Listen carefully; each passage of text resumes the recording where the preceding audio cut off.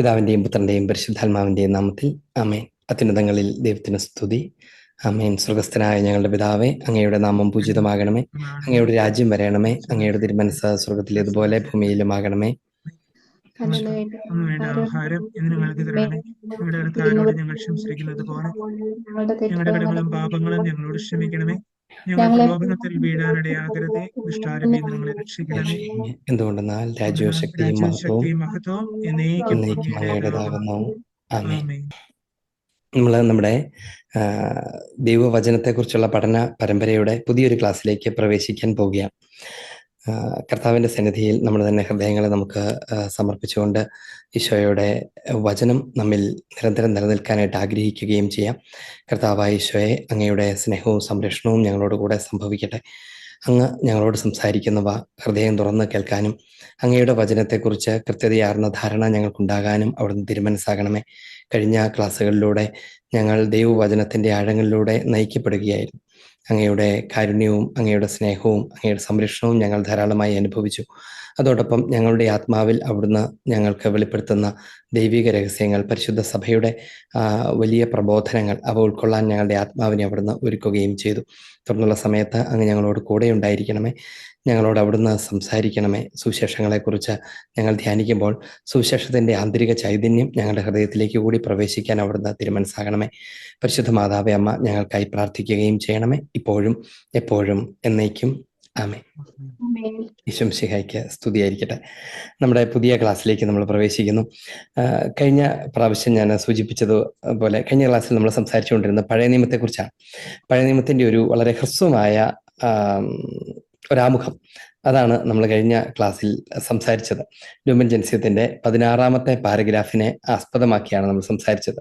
15, 16 പാരഗ്രാഫുകൾ അഥവാ 4-ാമത്തെ അധ്യായം അത് പഴയ നിയമത്തെക്കുറിച്ചുള്ളതായിരുന്നു. അതുകൊണ്ടാണ് നമ്മൾ ആ ഭാഗങ്ങളൊക്കെ വായിച്ചു കേൾക്കുകയും അവയുടെ വിശദീകരണങ്ങളെക്കുറിച്ചൊക്കെ അറിയുകയും ഒക്കെ ചെയ്തത്.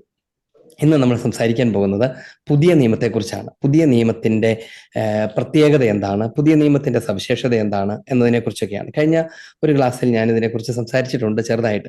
എന്നാൽ പോലും നമ്മൾ ഇന്ന് ലൂമൻ ജെൻസിയത്തിൻ്റെ 17 മുതലുള്ള പാരഗ്രാഫുകളിൽ പുതിയ നിയമത്തെക്കുറിച്ച് പറയുന്നത് വെറും 4 പാരഗ്രാഫുകളാണ്. ഇത് അത്രമാത്രം സമ്മറൈസ് ചെയ്തിട്ടാണ് പുതിയ നിയമത്തെക്കുറിച്ച് സംസാരിക്കുന്നത്. അതിൻ്റെ പശ്ചാത്തലത്തിലാണ് നമ്മൾ തുറന്നുള്ള സമയം ഏതാനും കാര്യങ്ങൾ സംസാരിക്കാൻ പോകുന്നത്. അത് കഴിഞ്ഞ് നമ്മൾ അതിൻ്റെ ചോദ്യോത്തര വേളയിലേക്ക് പ്രവേശിക്കും. നമുക്ക് പരിചയമുള്ളതുപോലെ വിശുദ്ധ ഗ്രന്ഥത്തിന് 2 ഭാഗങ്ങളാണ് ഉള്ളത്. ആദ്യത്തേത് പഴയ നിയമമാണ്, രണ്ടാമത്തേത് പുതിയ നിയമമാണ്.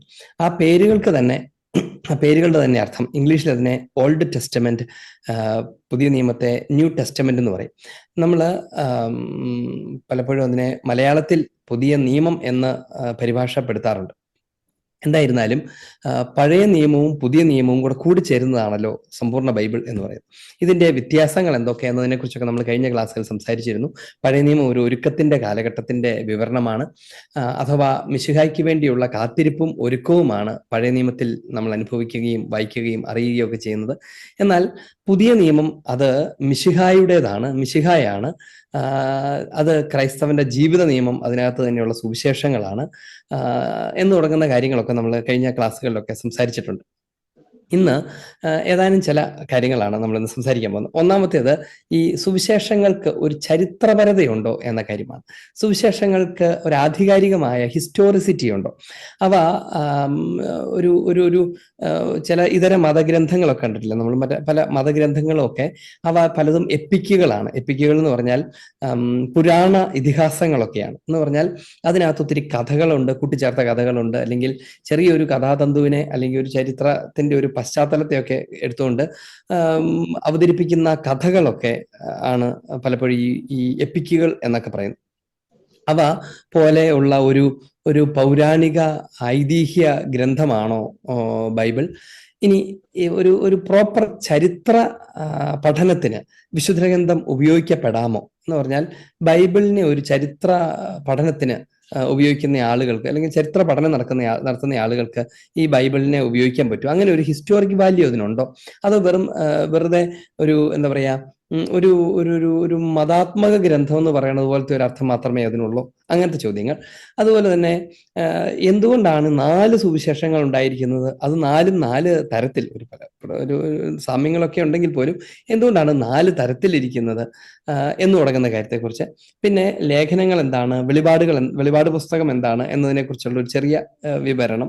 ഇത്രയാണ് ഇന്നത്തെ ക്ലാസ്സിൽ നമുക്ക് സംസാരിക്കാൻ പറ്റുള്ളൂ. അത് കഴിഞ്ഞിട്ട് പിന്നെ വരുന്ന ക്ലാസ്സുകളിലൊക്കെ നമുക്ക് കുറച്ചുകൂടെ ഈ വെളിപാട് പുസ്തകത്തെക്കുറിച്ചും ലേഖനങ്ങളെക്കുറിച്ചും കുറച്ചുകൂടെ ആഴത്തിൽ നമുക്ക് പിന്നീട് തുടർന്ന് സംസാരിക്കാൻ പറ്റും. വിശുദ്ധ ഗ്രന്ഥത്തിന്റെ കുറച്ചുകൂടെ എന്താ പറയുക, വ്യാഖ്യാന സ്വഭാവമുള്ള കാര്യങ്ങളെക്കുറിച്ചൊക്കെ സംസാരിക്കുന്ന സമയത്ത് ആദ്യത്തെ കാര്യം ഈ പുതിയ നിയമത്തിന്റെ ചരിത്രപരതയെക്കുറിച്ച്.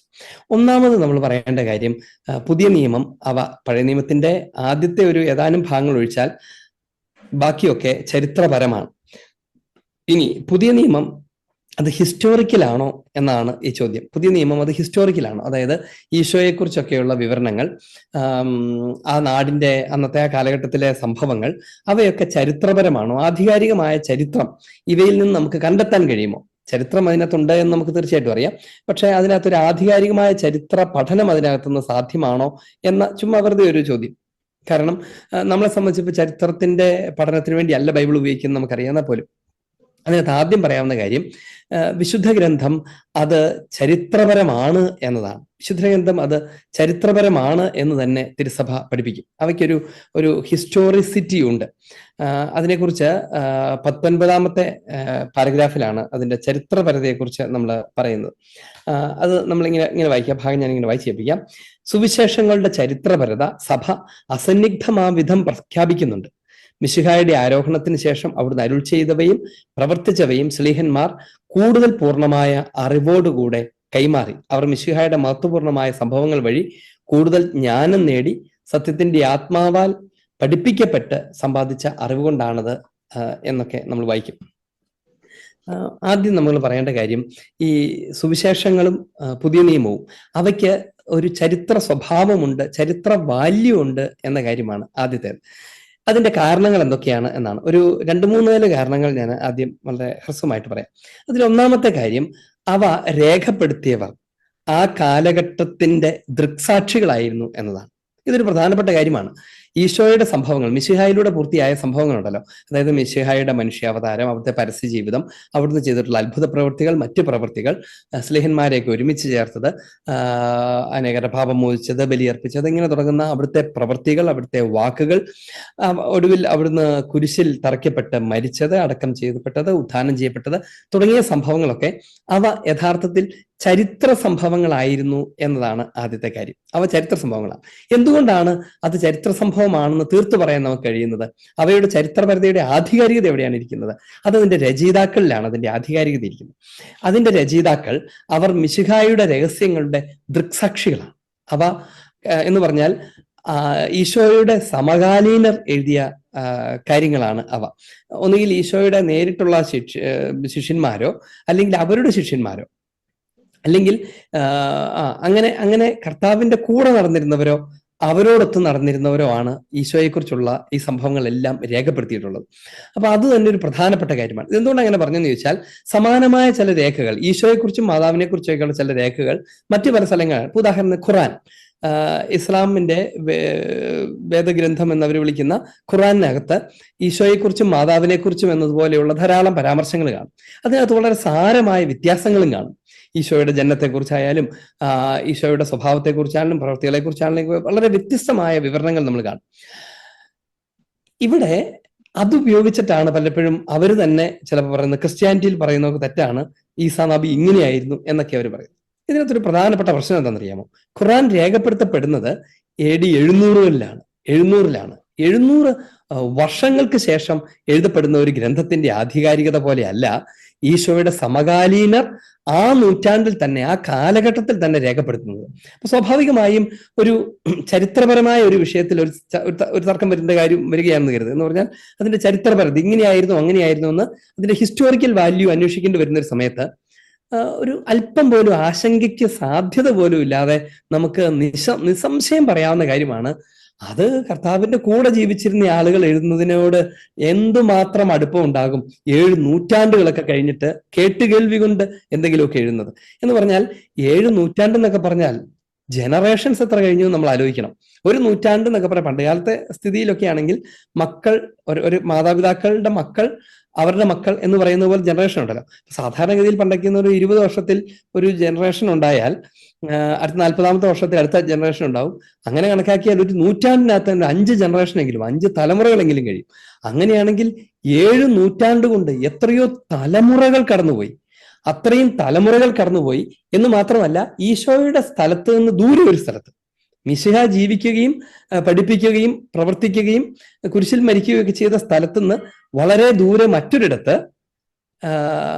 ഇതിനെക്കുറിച്ച് നേരിട്ട് ദൃക്സാക്ഷികളല്ലാത്ത ആളുകൾ മറ്റൊരു കാലഘട്ടത്തിൽ എഴുതിയ വാക്കുകൾക്ക് ചരിത്രപരമായ അർത്ഥം അല്ലെങ്കിൽ ഇതിന്റെ വാലിഡിറ്റി അല്പം പോലും ഉണ്ടാകില്ല എന്നതാണ് അതിനകത്തൊരു കാര്യം. അതുകൊണ്ട് ഈ വിശുദ്ധ സുവിശേഷങ്ങളുടെ പുതിയ നിയമത്തിന്റെ ഹിസ്റ്റോറിസിറ്റിയെ കുറിച്ച് നമ്മൾ കൂടുതൽ സംസാരിക്കേണ്ടതുണ്ട്. എന്ന് വെച്ചാൽ അതിന്റെ ചരിത്രപരത അതിന്റെ സമകാലീനരുമായി ബന്ധപ്പെട്ടിരിക്കുന്നതാണ്. പിന്നീട് എപ്പോഴെങ്കിലും എഴുതുകയാണെങ്കിൽ നമുക്ക് സംശയത്തിന് സാധ്യതകളുണ്ട്. എന്ന് പറഞ്ഞാൽ ഒരു കുറേ നൂറ്റാണ്ടുകൾക്ക് ശേഷമാണ് സുവിശേഷം രേഖപ്പെടുത്തിയെന്ന് കരുതുക.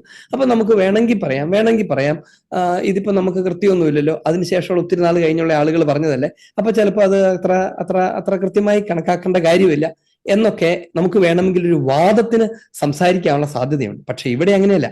ഇവിടുത്തെ പ്രത്യേകത അത് കർത്താവിന്റെ കൂടെ ഉണ്ടായിരുന്ന ആളുകൾ, ഈശോയെ കണ്ട ആളുകൾ. നമ്മൾ കഴിഞ്ഞ ഒരു ക്ലാസ് ആരംഭിച്ച് ഞാൻ ഓർക്കുന്നുണ്ട്. അത് യോഹന്നാന്റെ ലേഖനത്തിൽ വായിച്ചു. ഞങ്ങൾ കണ്ടതും കേട്ടതും തൊട്ടറിഞ്ഞതുമായ കാര്യങ്ങൾ, അവയെക്കുറിച്ചാണ് സംസാരിക്കുന്നത്. അല്ലാതെ ആരെങ്കിലും ഒക്കെ പറഞ്ഞു കേട്ടവയെ കുറിച്ചല്ല, അല്ലെങ്കിൽ എവിടെയെങ്കിലും ഒക്കെ രേഖപ്പെടുത്തപ്പെട്ടിരിക്കുന്നു എന്ന് ആളുകൾ പറഞ്ഞു കേട്ടതിനെ കുറിച്ചുമല്ല. ഒരു നൂറ്റാണ്ടുകൾക്കപ്പുറത്ത് മറ്റാരെങ്കിലും അതിപ്പോ ഏത് മതത്തിലോ എവിടെയും ആകട്ടെ, ഈശോയെക്കുറിച്ച് പറയുന്നവയെ അല്പം പോലും വിലക്കെടുക്കേണ്ട കാര്യമില്ല.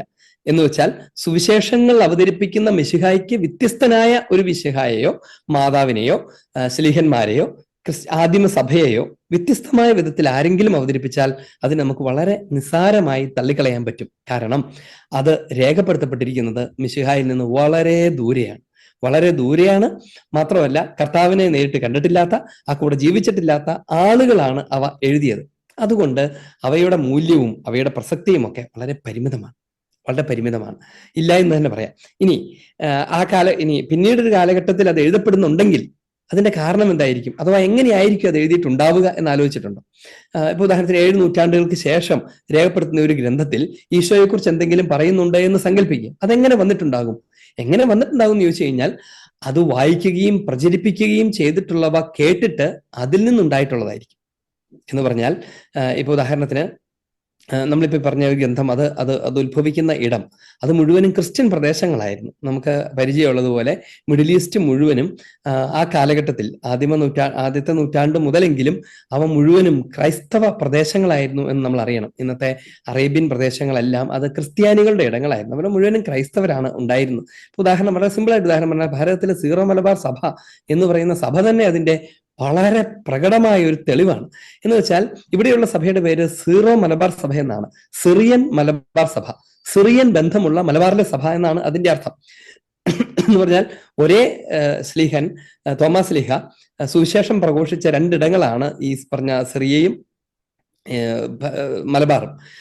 ഈ സിറിയൻ പ്രദേശം അവിടെയാണല്ലോ സുറിയാനി ഭാഷയൊക്കെ ഉള്ളത്. അതുകൊണ്ടാണ് നമ്മുടെയൊക്കെ പഴയകാലത്തെ വിശുദ്ധ കുർബാന ക്രമമൊക്കെ സുറിയാനി ഭാഷയിൽ തന്നെ ആയിരുന്നത്. നമ്മുടെ സഭയ്ക്ക്, മലബാറിലെ സഭയ്ക്ക് സുറിയാനി ഭാഷയുമായും ആ പ്രദേശവുമായൊക്കെ വലിയ ആഴമുള്ള ബന്ധമുണ്ടായിരുന്നത്.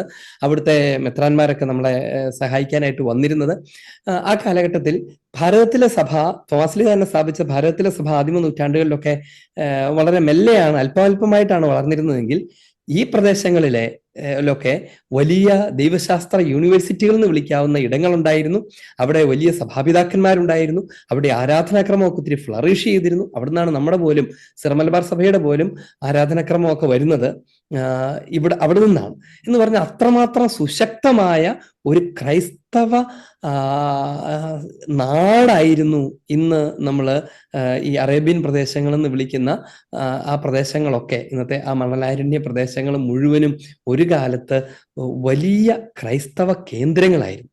അപ്പൊ സ്വാഭാവികമായും പിന്നീട് ചില വംശഹത്യകൾ തുടങ്ങിയ കാര്യങ്ങളിലൂടെയൊക്കെയാണ് അവിടെ ക്രിസ്ത്യാനിറ്റി ഇല്ലാതാക്കപ്പെടുന്നത്. ഇപ്പോൾ പോലും സിറിയയിലൊക്കെ ഇപ്പോൾ പോലും ഓരോ വർഷവും കൊല്ലപ്പെടുന്ന ക്രിസ്ത്യാനികളുടെ എണ്ണം വളരെ വലുതാണ്.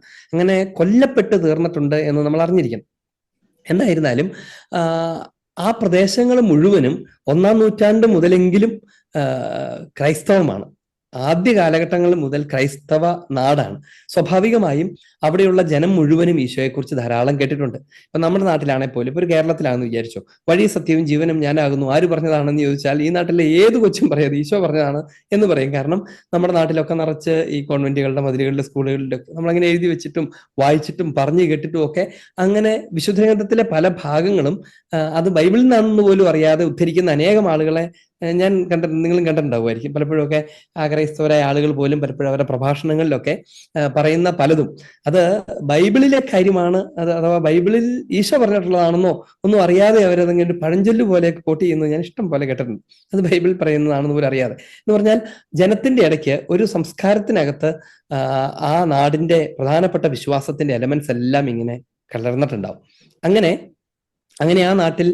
ആ നാട്ടിൽ മുഴുവനും സുവിശേഷം പ്രചാരം നേടിയിരുന്ന സുശക്തമായിരുന്ന ഒരു കാലഘട്ടത്തിലാണ് ഈ മതം ഉത്ഭവിക്കുകയൊക്കെ ചെയ്യുന്നത്. അപ്പൊ അതുകൊണ്ട് തന്നെ സ്വാഭാവികമായും അത് രേഖപ്പെടുത്തുന്ന സമയത്ത് അതിനകത്ത് സൂക്ഷ്മമായി പരിശോധിച്ചാൽ ക്രിസ്ത്യൻ എലമെന്റ്സ് ഉണ്ട്, സുവിശേഷത്തിന്റെ ഭാഗങ്ങൾ അതിനകത്തുണ്ട്, സ്വരാഷ്ട്രീയൻ എലമെന്റ്സ് ഉണ്ട്, നിയോ പ്ലാറ്റോണിക് എലമെന്റ്സ് ഉണ്ട്. ഇതെല്ലാം അതിനകത്ത് നമുക്ക് കാണാൻ പറ്റും. അപ്പോൾ ആ നാട്ടിൽ പ്രചരിച്ചിരുന്നവയൊക്കെ മറ്റൊരു ഗ്രന്ഥത്തിലേക്ക് വരുമ്പോൾ ആ രണ്ടാമത് സംഭവിക്കുന്ന രചന അതൊരിക്കലും ഹിസ്റ്റോറിക്കലാണ് എന്ന് വാദിക്കാൻ കഴിയില്ല. അവയൊരിക്കലും ചരിത്രപരമാണെന്ന് വാദിക്കാൻ കഴിയില്ല. പിന്നെ അതിന്റെ ചരിത്ര സാധ്യത എവിടെയാണ് ഉണ്ടായിരിക്കുന്നത്? ആ നാട്ടിലും അത് കേട്ടുകേൾവി ഉണ്ടായിരുന്നു എന്നതുകൊണ്ട് മാത്രമാണ്. നമ്മൾ വെറുതെ ഒന്ന് ആലോചിച്ച് നോക്കുക, ഈശോയെക്കുറിച്ച് ഭാരതത്തിലും നല്ല പരിചയമുണ്ട്. ആദ്യ നൂറ്റാണ്ട് മുതൽ തോമാസ് ലീഹ ഇവിടെ വന്ന് ഭാരതത്തിൽ ഈശോയെക്കുറിച്ച് എല്ലാവർക്കും നല്ല അറിവുണ്ട്. രണ്ട് അപ്പസ്തോലന്മാർ ഭാരതത്തിൽ വന്നിട്ടുണ്ട് എന്ന് നിങ്ങൾക്ക് അറിയാമായിരിക്കും. രണ്ടാമത്തെ ബർത്തലോമിയസ് ലീഹായാണ്. ബർത്തലോമിയസ് ലീഹായും ഭാരതത്തിൽ വന്നിട്ടുണ്ട്. അങ്ങനെ ഈശോ രണ്ട് അപ്പസ്തോലന്മാർ ഭാരതത്തിൽ വന്നിട്ടുള്ളതായി പാരമ്പര്യമുണ്ട്. അതിൽ ഏറ്റവും സുശക്തമായി സുവിശേഷം പ്രഘോഷിച്ച സഭയെ പടുത്തുയർത്തിയ തോമാസ് ലീഹയെ കുറിച്ച് വളരെ പ്രചാരം. ഇവിടെ ജീവിക്കുന്ന ഏതൊരാൾക്കും വേണമെങ്കിൽ അതിന്റെ കേട്ടുകേൾവികൾ വെച്ച് ഈശോ ഇങ്ങനെ ഒരാളാണ് എന്ന് പറഞ്ഞ് ഒരു പുസ്തകം എഴുതാവുന്നതേ ഉള്ളൂ. പക്ഷേ അതിന്റെ ആധികാരികത നിലനിൽക്കുകയില്ല എന്നുള്ളതാണ് അതിന്റെ കാര്യം. അപ്പൊ അതുകൊണ്ട് ഒരു ഗ്രന്ഥത്തിന്റെ ആധികാരികത അല്ലെങ്കിൽ ഒരു ഹിസ്റ്റോറിക്കൽ റിയാലിറ്റിയുടെ ആധികാരികത, ഒരു വ്യക്തിയെക്കുറിച്ച് രേഖപ്പെടുത്തുന്ന കാര്യങ്ങളുടെ ആധികാരികത, അത് കാലഘട്ടത്തിന്റെ പ്രോക്സിമിറ്റി ആയിട്ട് ഭയങ്കര ബന്ധമുണ്ട്. എന്ന് പറഞ്ഞാൽ ചരിത്രത്തിന്റെ സാമീപ്യവുമായിട്ട് അതിന് ഭയങ്കര ബന്ധമുണ്ട്. ഏതെങ്കിലും കാലത്തല്ല, ആ കാലഘട്ടത്തിൽ തന്നെ എഴുതി, ഈശോയുടെ കാലഘട്ടത്തിൽ തന്നെ എഴുതി എന്നുള്ളതാണ് അതിന്റെ പ്രധാനപ്പെട്ട കാര്യം. ഇനി ആ പുസ്തകങ്ങളൊക്കെ പൂർത്തീകരിക്കപ്പെടുന്നത് ഈ അപ്പസ്തോലിക കാലഘട്ടത്തിലോ അല്ലെങ്കിൽ അതിനോട് തൊട്ടടുത്തോ ആണ്. സ്ലീഹന്മാർ ജീവിച്ചിരിക്കുമ്പോൾ തന്നെയാണ് ഇവയൊക്കെ രേഖപ്പെടുത്തപ്പെടുന്നത്. ഉദാഹരണത്തിന് യോഹന്നാന്റെ സുവിശേഷം രേഖപ്പെടുത്തപ്പെടുന്നത് AD 95-100 കാലഘട്ടങ്ങളിലാണ്. അപ്പൊ ആ കാലഘട്ടം ആയപ്പോഴേക്കും മിക്കവാറും വിശുദ്ധ ഗ്രന്ഥത്തിലെ പുസ്തകങ്ങളെല്ലാം തന്നെ പൂർത്തീകരിക്കപ്പെട്ടു. അപ്പോ ഈ സ്ലീഹന്മാർ പോലും അവിടെ ജീവിച്ചിരിക്കുന്നു. ഈശോയുടെ കൂടെ ജീവിച്ചിരുന്നവർ, ഈശോ നേരിട്ട് പൗരോഹിത്യം നൽകിയ പട്ടം കൊടുത്ത അവര് ജീവിച്ചിരിക്കെ അവരുടെ നാട്ടിൽ എഴുതപ്പെടുന്ന പുസ്തകങ്ങളൊക്കെ ഡെഫിനറ്റ്ലി അവരുമായി വെരിഫൈ ചെയ്യപ്പെടുന്നവയാണ്. എന്ന് പറഞ്ഞാൽ, അല്ലെങ്കിൽ അവർ പറഞ്ഞേനെ ഈ പുസ്തകം വായിക്കാൻ കൊള്ളില്ല, കാരണം ഇങ്ങനെ അല്ലായിരുന്നു അത് എന്നവർ പറഞ്ഞേനെ. അല്ലെങ്കിൽ സ്വാഭാവികമായി സഭ അവരുടെ അടുത്ത് പോയി ചോദിച്ചേനെ, പൗലോസ് ലീഹ എഴുതിയേക്കുന്ന കാര്യങ്ങളൊക്കെ വല്ല ഉള്ളതാണോ, ഇങ്ങനെ തന്നെയാണോ സംഭവിച്ചത് എന്ന് സ്വാഭാവികമായും അവർ ചോദിക്കാൻ. എന്ന് പറഞ്ഞാൽ ഡയറക്റ്റ് വെരിഫിക്കേഷൻ, അതിന്റെ ഐ വിറ്റ്നസിനോട് ഡയറക്റ്റ് വെരിഫിക്കേഷന് സാധ്യതയുള്ള ഒരു കാലഘട്ടത്തിലാണ് ഈ വിശുദ്ധ ഗ്രന്ഥം, സുവിശേഷങ്ങൾ രേഖപ്പെടുത്തപ്പെടുന്നത്, പുതിയ നിയമത്തിലെ മറ്റു പുസ്തകങ്ങളും രേഖപ്പെടുത്തപ്പെടുന്നത്. അപ്പൊ അതുകൊണ്ട് തന്നെ അതിന്റെ ചരിത്രപരത അതിനാൽ തന്നെ സുവ്യക്തമാണ്. ഇനി എന്തുകൊണ്ടാണ് അങ്ങനെ പറഞ്ഞത്? ഞാൻ അടുത്ത കാര്യം പറയുമ്പോൾ അത് കുറച്ചുകൂടെ ക്ലിയർ ആവും. രണ്ടാമത്തെ ഒരു കാര്യം, ഒന്നാമത്തെ കാര്യം അത് ആ കാലഘട്ടത്തിൽ എഴുതപ്പെട്ടതാണ് എന്നതാണെങ്കിൽ, രണ്ടാമത്തെ ഒരു പ്രധാനപ്പെട്ട ഒരു ആർഗ്യുമെന്റ് അതിതാണ്, അവര് ശരിക്കും ചരിത്രം എഴുതാനും ഉദ്ദേശിച്ചിരുന്നു എന്നുള്ളതാണ്. സുവിശേഷ ഗ്രന്ഥകാരന്മാർ ചരിത്രം എഴുതാനും അവർ ഉദ്ദേശിച്ചിരുന്നു. അത് അവരുടെ വാക്കുകളിലൊക്കെ അത് അത് അത് വ്യക്തമാണ്, വാക്കുകളിലൊക്കെ അത് വ്യക്തമാണ്. എന്ന് പറഞ്ഞാൽ ലൂക്കായുടെ സുവിശേഷം ആരംഭിക്കുന്ന എല്ലാം സൂക്ഷ്മമായി പരിശോധിച്ച് ക്രമമായി എഴുതുന്നത് ഉചിതമാണെന്ന് എനിക്ക് തോന്നി.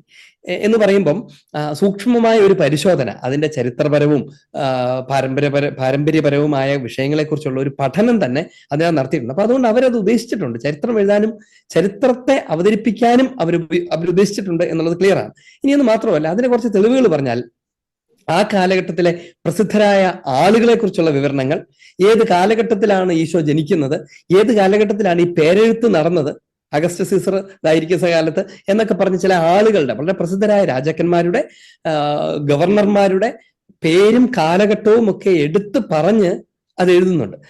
അന്നാസും കയ്യാഫാസും പ്രധാന പുരോഹിതന്മാരായിരിക്കെ എന്ന് പറയുമ്പം അതൊരു ചെറിയ ഷോർട്ട് പീരീഡിൽ മാത്രമാണ്, ചരിത്രത്തിൽ ഒരു വളരെ ചെറിയ കാലഘട്ടത്തിൽ മാത്രമാണ് ഇവർ രണ്ടുപേരും ഒരുമിച്ച് പ്രധാന പുരോഹിതന്മാരായിരുന്നത്. എന്ന് വെച്ചാൽ ഒരാൾ യഹൂദർ തന്നെ തിരഞ്ഞെടുത്ത പ്രധാന പുരോഹിതനും മറ്റേത് ഈ റോമൻ ആധിപത്യത്തിന്റെ കീഴിലുണ്ടായിരുന്ന പ്രധാന പുരോഹിതൻ. അപ്പോൾ തമ്മിൽ നല്ല ക്ലാഷ് ആയിരുന്നു, രണ്ടുപേരിൽ ആരാണ് ശരിക്കുള്ളത് എന്നുള്ള ചോദ്യങ്ങളൊക്കെ. അപ്പൊ അങ്ങനെ ഒരു കാലഘട്ടം ഒരു പെർട്ടിക്കുലർ ടൈമിൽ മാത്രമേ സംഭവിച്ചിട്ടുള്ളൂ. അപ്പൊ അതൊക്കെ എടുത്തെഴുതുന്നത് അതിന്റെ ചരിത്ര വസ്തുതയെ അസേർട്ട് ചെയ്യാൻ ഉദ്ദേശിച്ചിട്ട് തന്നെയാണ്. അതായത് വെറുതെ അങ്ങ് കാഷ്വലായിട്ട് പറഞ്ഞു പോവുക എന്നുള്ളതല്ല, അത് ഏത് കാലഘട്ടത്തിൽ ആരുടെ കാലത്ത് എങ്ങനെ അത് നടന്നു എന്ന് തുടങ്ങിയ കാര്യങ്ങളൊക്കെ എഴുതാൻ അവർ ഉദ്ദേശിച്ചിട്ടുണ്ട്. അതുകൊണ്ടാണ് ആ കാലഘട്ടത്തിൽ ജീവിച്ചിരുന്ന പ്രസിദ്ധരായ ആളുകളെ കുറിച്ച്, ചരിത്ര സംഭവങ്ങളെ കുറിച്ച് എന്ന് പറഞ്ഞപ്പോൾ ഉദാഹരണം പറഞ്ഞു കഴിഞ്ഞാൽ, ആ പെസഹ വലിയൊരു പെസഹായായിരുന്നു എന്ന് പറഞ്ഞാൽ, വലിയ പെസഹ എന്ന് പറയുന്നത് ഒരു ജൂബിലി പെസഹായൊക്കെയാണ് വലിയ പെസഹ എന്ന് വിളിക്കും. അപ്പൊ അതുപോലത്തെ ഒരു ദിവസമായിരുന്നു എന്ന് തുടങ്ങുന്ന പരാമർശങ്ങളൊക്കെ അതിന്റെ ഹിസ്റ്റോറിക്കൽ ട്രൂത്തിലേക്ക് വിരൽ ചൂണ്ടുന്നതാണ്. എന്ന് പറഞ്ഞാൽ ഇപ്പൊ ഒരു എപ്പിക്കാണ് എഴുതുന്നതെന്ന് വിചാരിച്ചു, അതിനകത്ത് അങ്ങനെയൊന്നും പറയേണ്ട കാര്യമില്ല. ഒരു കാലത്ത് ഒരിടത്ത് ഒരു രാജാവ് ഉണ്ടായിരുന്നു, ആ രാജാവിന് ഒരു മന്ത്രി ഉണ്ടായിരുന്നു എന്നൊക്കെയാണല്ലോ നമ്മൾ പറയുക. കൃത്യമായി കോൺക്രീറ്റ് ആയിട്ട് കാലഘട്ടത്തെ കൂടി അവതരിപ്പിച്ചുകൊണ്ട് ഇത് സംസാരിക്കുന്നതിന്റെ പിറകിലുള്ള കാരണം, ഈ വിശുദ്ധ ഗ്രന്ഥകർത്താക്കൾ അവർ ചരിത്രം രേഖപ്പെടുത്താൻ കൂടി ഉദ്ദേശിച്ചിട്ടുണ്ട് എന്നുള്ളതാണ്. ചരിത്രം രേഖപ്പെടുത്താൻ കൂടി അവർ ഉദ്ദേശിച്ചിട്ടുണ്ട് എന്നുള്ളതാണ് അതിന്റെ കാര്യം. എന്ന് പറഞ്ഞാൽ പന്തിയോസ് പീലാത്തോസിനെ കുറിച്ച്, കയ്യാഫാസിനെ കുറിച്ച്, അഗസ്റ്റസ് സീസറിനെ കുറിച്ച്, അങ്ങനെ തുടങ്ങുന്ന ആ കാലഘട്ടത്തിൽ ഉണ്ടായിരുന്ന പ്രസിദ്ധരായ ആളുകളെ കുറിച്ച് വ്യക്തമായി എഴുതുന്നു. എന്ന് പറഞ്ഞാൽ അതിന്റെ കാര്യം എന്നറിയാമോ, അങ്ങനെ എഴുതുമ്പം അത് തെറ്റാണെന്ന് കരുതുക, ആ കാലഘട്ടത്തിൽ തന്നെ ചോദ്യം ചെയ്യപ്പെടില്ലേ? ഇപ്പൊ ഉദാഹരണത്തിന് നമ്മൾ വെറുതെ ഒന്ന് ആലോചിച്ച് നോക്കി, ഇപ്പൊ ഭാരതത്തിൽ ഒരു കാര്യം എഴുതുമെന്ന് വിചാരിച്ചു, നമ്മൾ ഇങ്ങനെ എഴുതുവാണ്, മോദിയുടെ കാലഘട്ടത്തിലാണ് മഹാത്മാഗാന്ധി ജീവിച്ചിരുന്നതെന്ന് ഒരാൾ എഴുതിയെന്ന് വിചാരിച്ചു. ഇവിടെ ആരെങ്കിലും സമ്മതിക്കൂ? ആരും സമ്മതിക്കില്ല. കാരണം അത് ഹിസ്റ്റോറിക്കലി ട്രൂ അല്ല എന്ന് എല്ലാവർക്കും അറിയാം.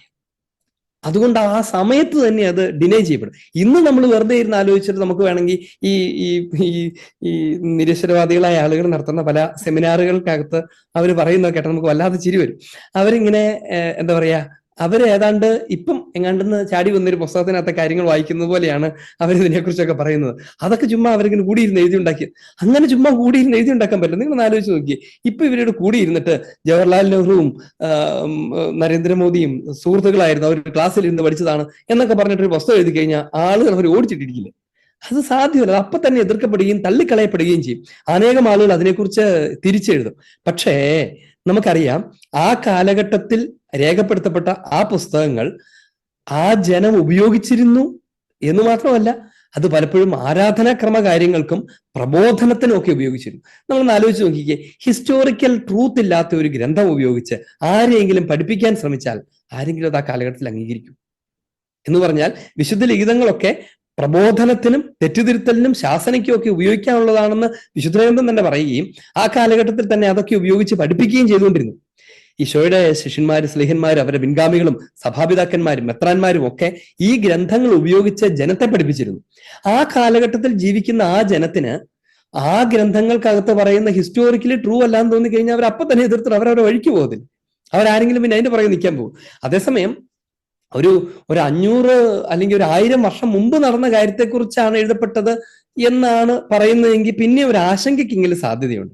പക്ഷേ അവരുടെ കൺമുൻപിൽ അവരോ അവരുടെ പിതാക്കന്മാരോ ജീവിച്ചിരിക്കുന്ന കാലഘട്ടത്ത് നടന്ന സംഭവങ്ങളെ കുറിച്ച് പറയുമ്പം അതങ്ങനെ നടന്നിട്ടില്ല എങ്കിൽ ചോദ്യം ചെയ്യപ്പെടും. അപ്പൊ അതുകൊണ്ട് അവയുടെ ഹിസ്റ്റോറിക്കൽ വാല്യൂ അത് അതിനാൽ തന്നെ അസർട്ടഡ് ആണ് എന്നാണ് അടുത്ത കാര്യം.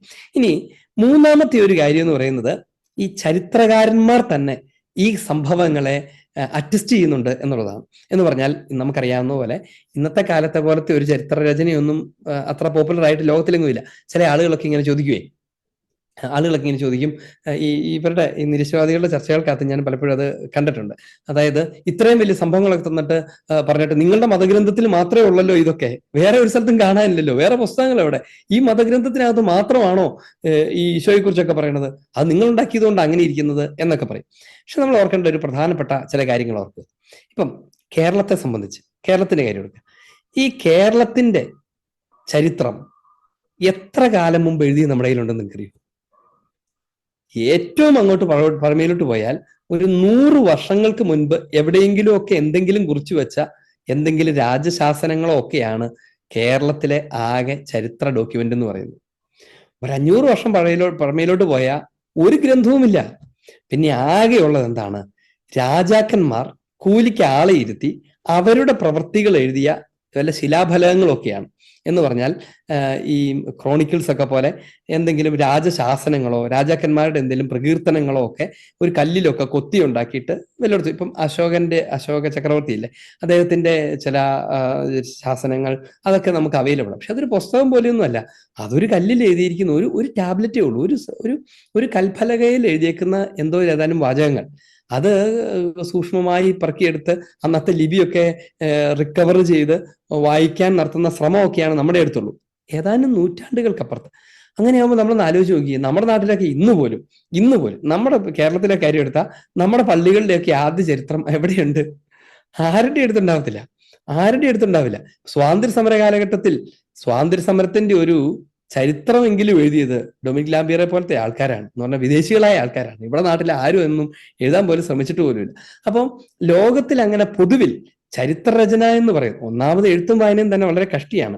എഴുതാൻ അറിയാവുന്ന ആളുകൾ, വായിക്കാൻ അറിയാവുന്ന ആളുകൾ എന്നൊക്കെ പറയുന്നത് വലിയൊരു സംഭവമാണ്. നമ്മുടെ നാട്ടിൽ പോലും ഒന്ന് ആലോചിച്ച് നോക്കിയേ, ഒരു 50-60 വർഷം മുൻപ് ഒരു ടെലഗ്രാം വന്നാൽ അതുമായിട്ട് ഓടി വികാരിയച്ഛൻ്റെ അടുത്ത് പോകുന്ന ഒരു കാലമായിരുന്നു വായിച്ച് കേൾപ്പിക്കാൻ. അല്ലെങ്കിൽ ഒരു ഹെഡ് മാസ്റ്റർ ഉണ്ടെങ്കിൽ സാറിന്റെ അടുത്ത് പോകും എന്ന് വായിച്ച് കേൾപ്പിക്കാമെന്ന് ചോദിച്ചു. ആ നാട്ടില് ഒരു ഗ്രാമത്തിൽ വായിക്കാൻ അറിയാവുന്ന 3-4 ആളുകൾ ഉണ്ടായാൽ അത്ഭുതം. അവരാണ് ആ നാട്ടിലെ അത്യാവശ്യം എന്തെങ്കിലുമൊക്കെ എഴുതി കൊടുക്കുകയൊക്കെ ചെയ്തുകൊണ്ടിരുന്നത്. നമ്മുടെ അടുത്ത കാലത്ത് പോലും ആധാരം എഴുത്തുകാരും പരാതി എഴുതി കൊടുക്കുന്ന ആളുകളൊക്കെ ഉണ്ടായിരുന്നത് ഇതിന്റെയൊക്കെ പശ്ചാത്തലം ശരിക്കും പറഞ്ഞ ഇതാണ്. അപ്പൊ അത്രയും കുറച്ച് ആളുകൾക്ക് മാത്രം ഈ അടുത്ത കാലത്ത് ഒരു 50 വർഷം മുമ്പ് പോലും കേരളത്തിൽ അക്ഷരാഭ്യാസം ഇല്ലാതിരിക്കെ 2000 വർഷങ്ങൾക്ക് മുമ്പുള്ള പുസ്തകങ്ങൾ ഉണ്ടാകണമെന്നും ചരിത്രങ്ങൾ എഴുതണമെന്നും അതൊക്കെ അച്ചടിച്ചു വെച്ചിട്ടുണ്ടാവണമെന്നൊക്കെ ചിന്തിക്കുന്നത് അർത്ഥശൂന്യമാണ്. അങ്ങനെ ഒരു സാധ്യത പോലുമില്ല. പക്ഷേ നമ്മളെ അത്ഭുതപ്പെടുത്തിക്കൊണ്ട് ഈശോയുമായി ബന്ധപ്പെട്ട വിഷയങ്ങൾ ഗ്രന്ഥങ്ങളായി അന്ന് രേഖപ്പെടുത്തപ്പെട്ടിരുന്നു. അതിന്റെ പശ്ചാത്തലത്തെ കുറിച്ചാണ് പറഞ്ഞു വരുന്നത്. ഇനി ഇതിനകത്ത് പിന്നെ അന്നത്തെ കാലത്ത് പിന്നെ നമുക്ക് വേറെ സുവിശേഷങ്ങളൊന്നും ഒഴിവാക്കിയാൽ പിന്നെ എന്താണ് നമുക്ക് ഗ്രന്ഥങ്ങളായിട്ടെങ്കിലും ഉള്ളത്? എവിടെയാണുള്ളത്?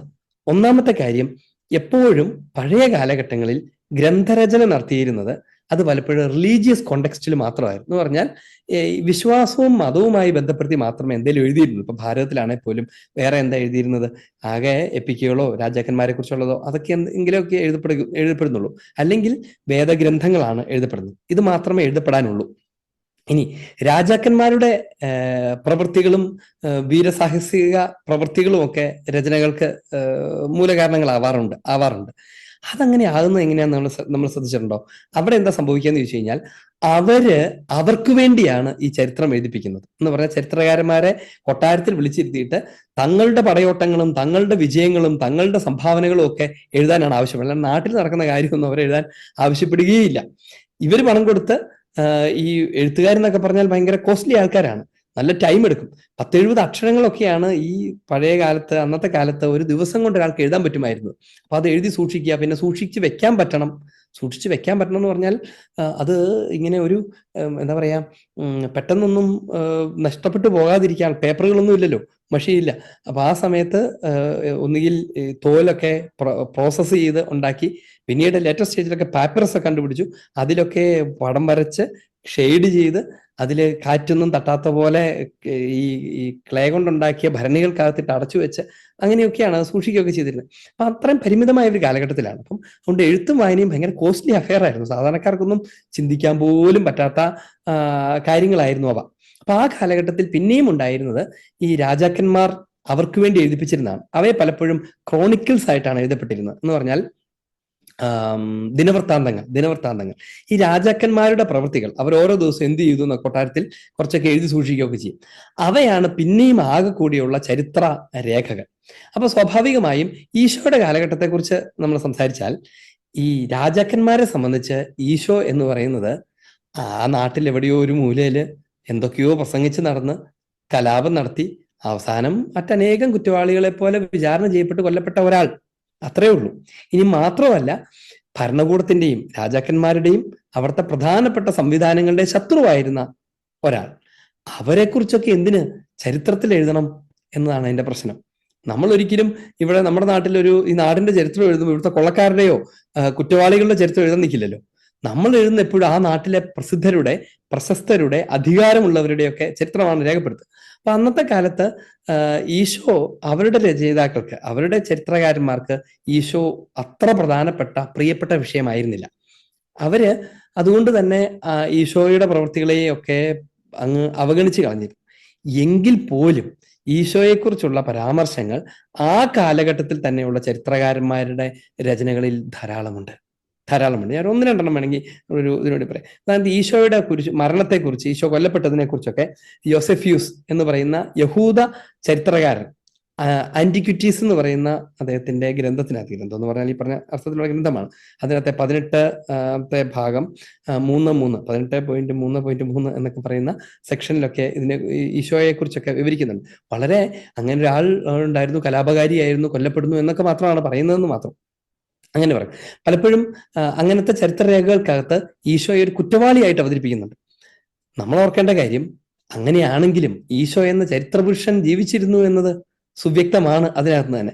അതുപോലെ തന്നെ ടാസിറ്റസിന്റെ അനൽസ് എന്ന് പറയുന്ന ഗ്രന്ഥത്തിനകത്ത് 15ാമത്തെ സെക്ഷനിൽ 44 അതിലൊക്കെ ഈശോയെ കുറിച്ചുള്ള പരാമർശങ്ങളുണ്ട്. ഇങ്ങനെ ധാരാളം, ഒരുപക്ഷെ നമ്മുടെ വേദപാഠ ക്ലാസ്സുകളിലൊക്കെ ഈ ഹിസ്റ്റോറിക്കൽ ജീസസിനെ കുറിച്ചുള്ള പഠനങ്ങളിൽ ഇത് കുഞ്ഞുങ്ങളെ പഠിപ്പിക്കാറുണ്ട്. ഈ അന്നത്തെ ആ കാലഘട്ടത്തിലെ പ്ലീനി ദ യങ്ങർ ഇങ്ങനെ തുടങ്ങുന്ന പല ചരിത്രകാരന്മാരും അവരുടെ ചരിത്രരേഖകൾക്കകത്ത് ഈശോയെക്കുറിച്ചുള്ള പരാമർശങ്ങളുണ്ട്. എന്ന് പറഞ്ഞാൽ സുവിശേഷങ്ങൾ എഴുതുന്ന ആ കാലഘട്ടത്തിൽ തന്നെ പാരലായിട്ടുണ്ടായിട്ടുള്ള അപൂർവങ്ങളാണെങ്കിൽ പോലും ആ ഗ്രന്ഥങ്ങൾക്കകത്ത് ഈശോയെക്കുറിച്ചും ഈശോയുടെ കുരിശുമരണത്തെക്കുറിച്ചും അവിടുത്തെ പരസ്യജീവിതത്തെക്കുറിച്ചും ഒക്കെയുള്ള പരാമർശങ്ങളുണ്ട്. ചിലത് നെഗറ്റീവായിട്ടാണ്, ചിലത് പോസിറ്റീവായിട്ടാണ്.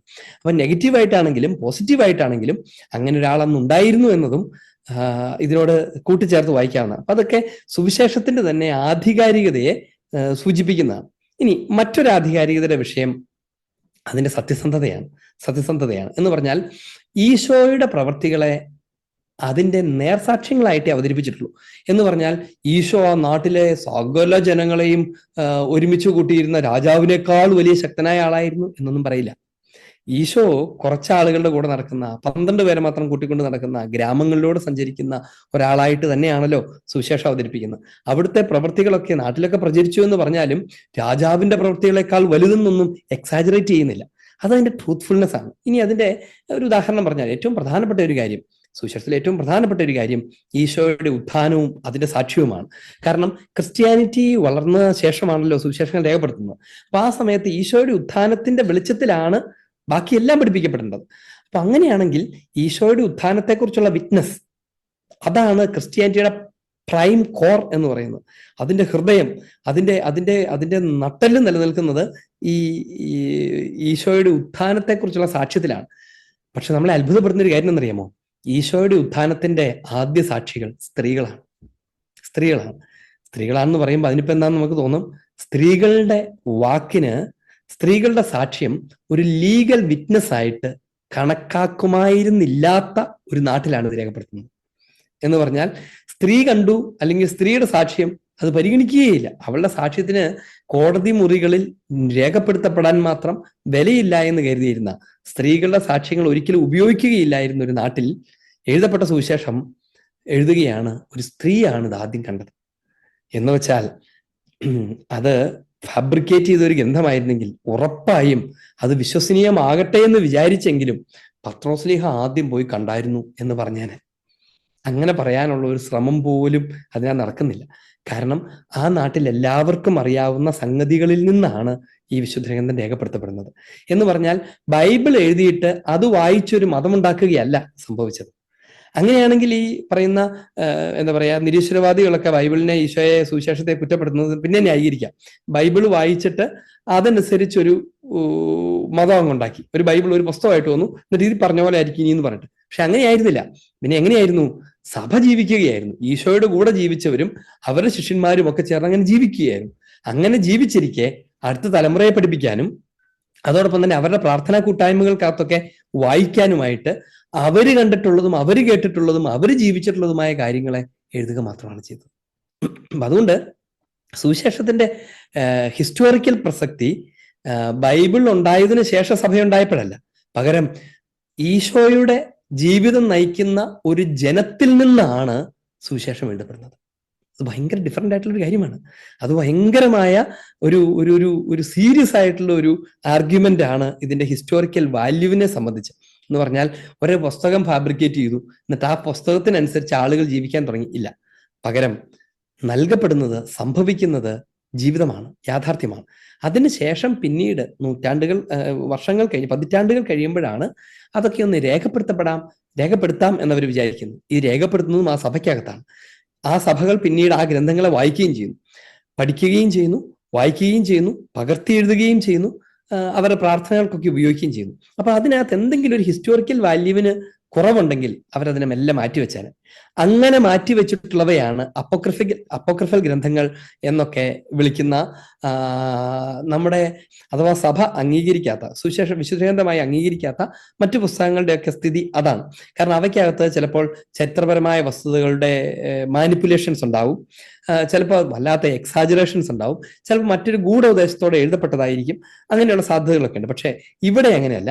ഇവിടുത്തെ പ്രത്യേകത അത് ജീവിച്ച സമൂഹം, അതിന്റെ കഥകൾ മുഴുവൻ അറിയാവുന്ന സമൂഹത്തിന്റെ നടുക്ക് വെച്ച് അവർക്കറിയാവുന്ന കാര്യങ്ങൾ രേഖപ്പെടുത്തിയതാണ്. അങ്ങനെ എഴുതാൻ കൃത്യമായ ചരിത്രപരത വേണം. ഇല്ലെങ്കിലുണ്ടല്ലോ ആ ജനം തന്നെ അതിനെ കത്തിച്ച് ചാമ്പലാക്കിയിട്ടുണ്ടാവും. ഇതൊന്നും വെച്ചു ഉറപ്പിക്കാൻ പറ്റില്ല എന്ന് അവർ തന്നെ തീരുമാനിച്ചിട്ടുണ്ടാകും എന്നുള്ളതാണ് അതിന്റെ കാര്യം. അപ്പൊ അതുകൊണ്ട് ഈ വിശുദ്ധ സുവിശേഷങ്ങൾക്ക് കാര്യമായ ചരിത്രപരതയുണ്ട്, ഒന്നാമത്തെ കാര്യം. ഇനി പറയാൻ പോകുന്നത് കുറച്ച് ഡിഫറെന്റ് ആയിട്ടുള്ള സ്റ്റേറ്റ്മെന്റ് ആണ്. എന്ന് കരുതി സുവിശേഷങ്ങൾ ചരിത്രം എഴുതാൻ വേണ്ടി എഴുതിയൊരു പുസ്തകമായിരുന്നില്ല താൻ. ഇങ്ങനെയൊക്കെ ആണെങ്കിലും ഇത്രയും നേരം ഞാൻ എന്റെ ചരിത്രപരതയെ കുറിച്ചൊക്കെ ഇത്ര ആഘോഷമായിട്ട് പറഞ്ഞിട്ട് പിന്നെ പറയുന്ന കാര്യം ഇതാണ്: എന്ന് കണ്ട് ചരിത്രം എഴുതാൻ അവർ ഉദ്ദേശിച്ചില്ല. എന്ന് പറഞ്ഞാൽ ഒരു ഹിസ്റ്റോറിക് ബുക്ക് ഉണ്ടായിരിക്കട്ടെ എന്നവർ കരുതിയില്ല. പകരം അവരെന്താണ് ആഗ്രഹിച്ചത്? മിശിഹായുടെ രക്ഷാ സന്ദേശം കലർപ്പില്ലാതെ ജനത്തിന് കിട്ടണം, തലമുറകൾക്ക് കിട്ടണം, യുഗാന്ത്യം വരെ അത് നിൽക്കണം. ഇനി പലപ്പോഴും ഇത് ആരംഭിക്കുന്ന സമയത്തൊക്കെ അവർ പറയും, ഇത് വായിക്കുന്നത്, ഇത് എഴുതപ്പെട്ടത് എന്തിനാണ്? മിശിഹ ദൈവപുത്രനായ മിശിഹായാണ്, ഈശോ ദൈവപുത്രനായ മിശിഹായാണ് എന്ന് നമ്മൾ വിശ്വസിക്കേണ്ടതിനാണ് ഇവയൊക്കെ രേഖപ്പെടുത്തിയിരിക്കുന്നത്. അപ്പൊ അതുകൊണ്ട് അവരുടെ ആകെ ഉദ്ദേശം തിയോളജിക്കലാണ്, എന്റെ ഫോക്കസ് തിയോളജിക്കലാണ്.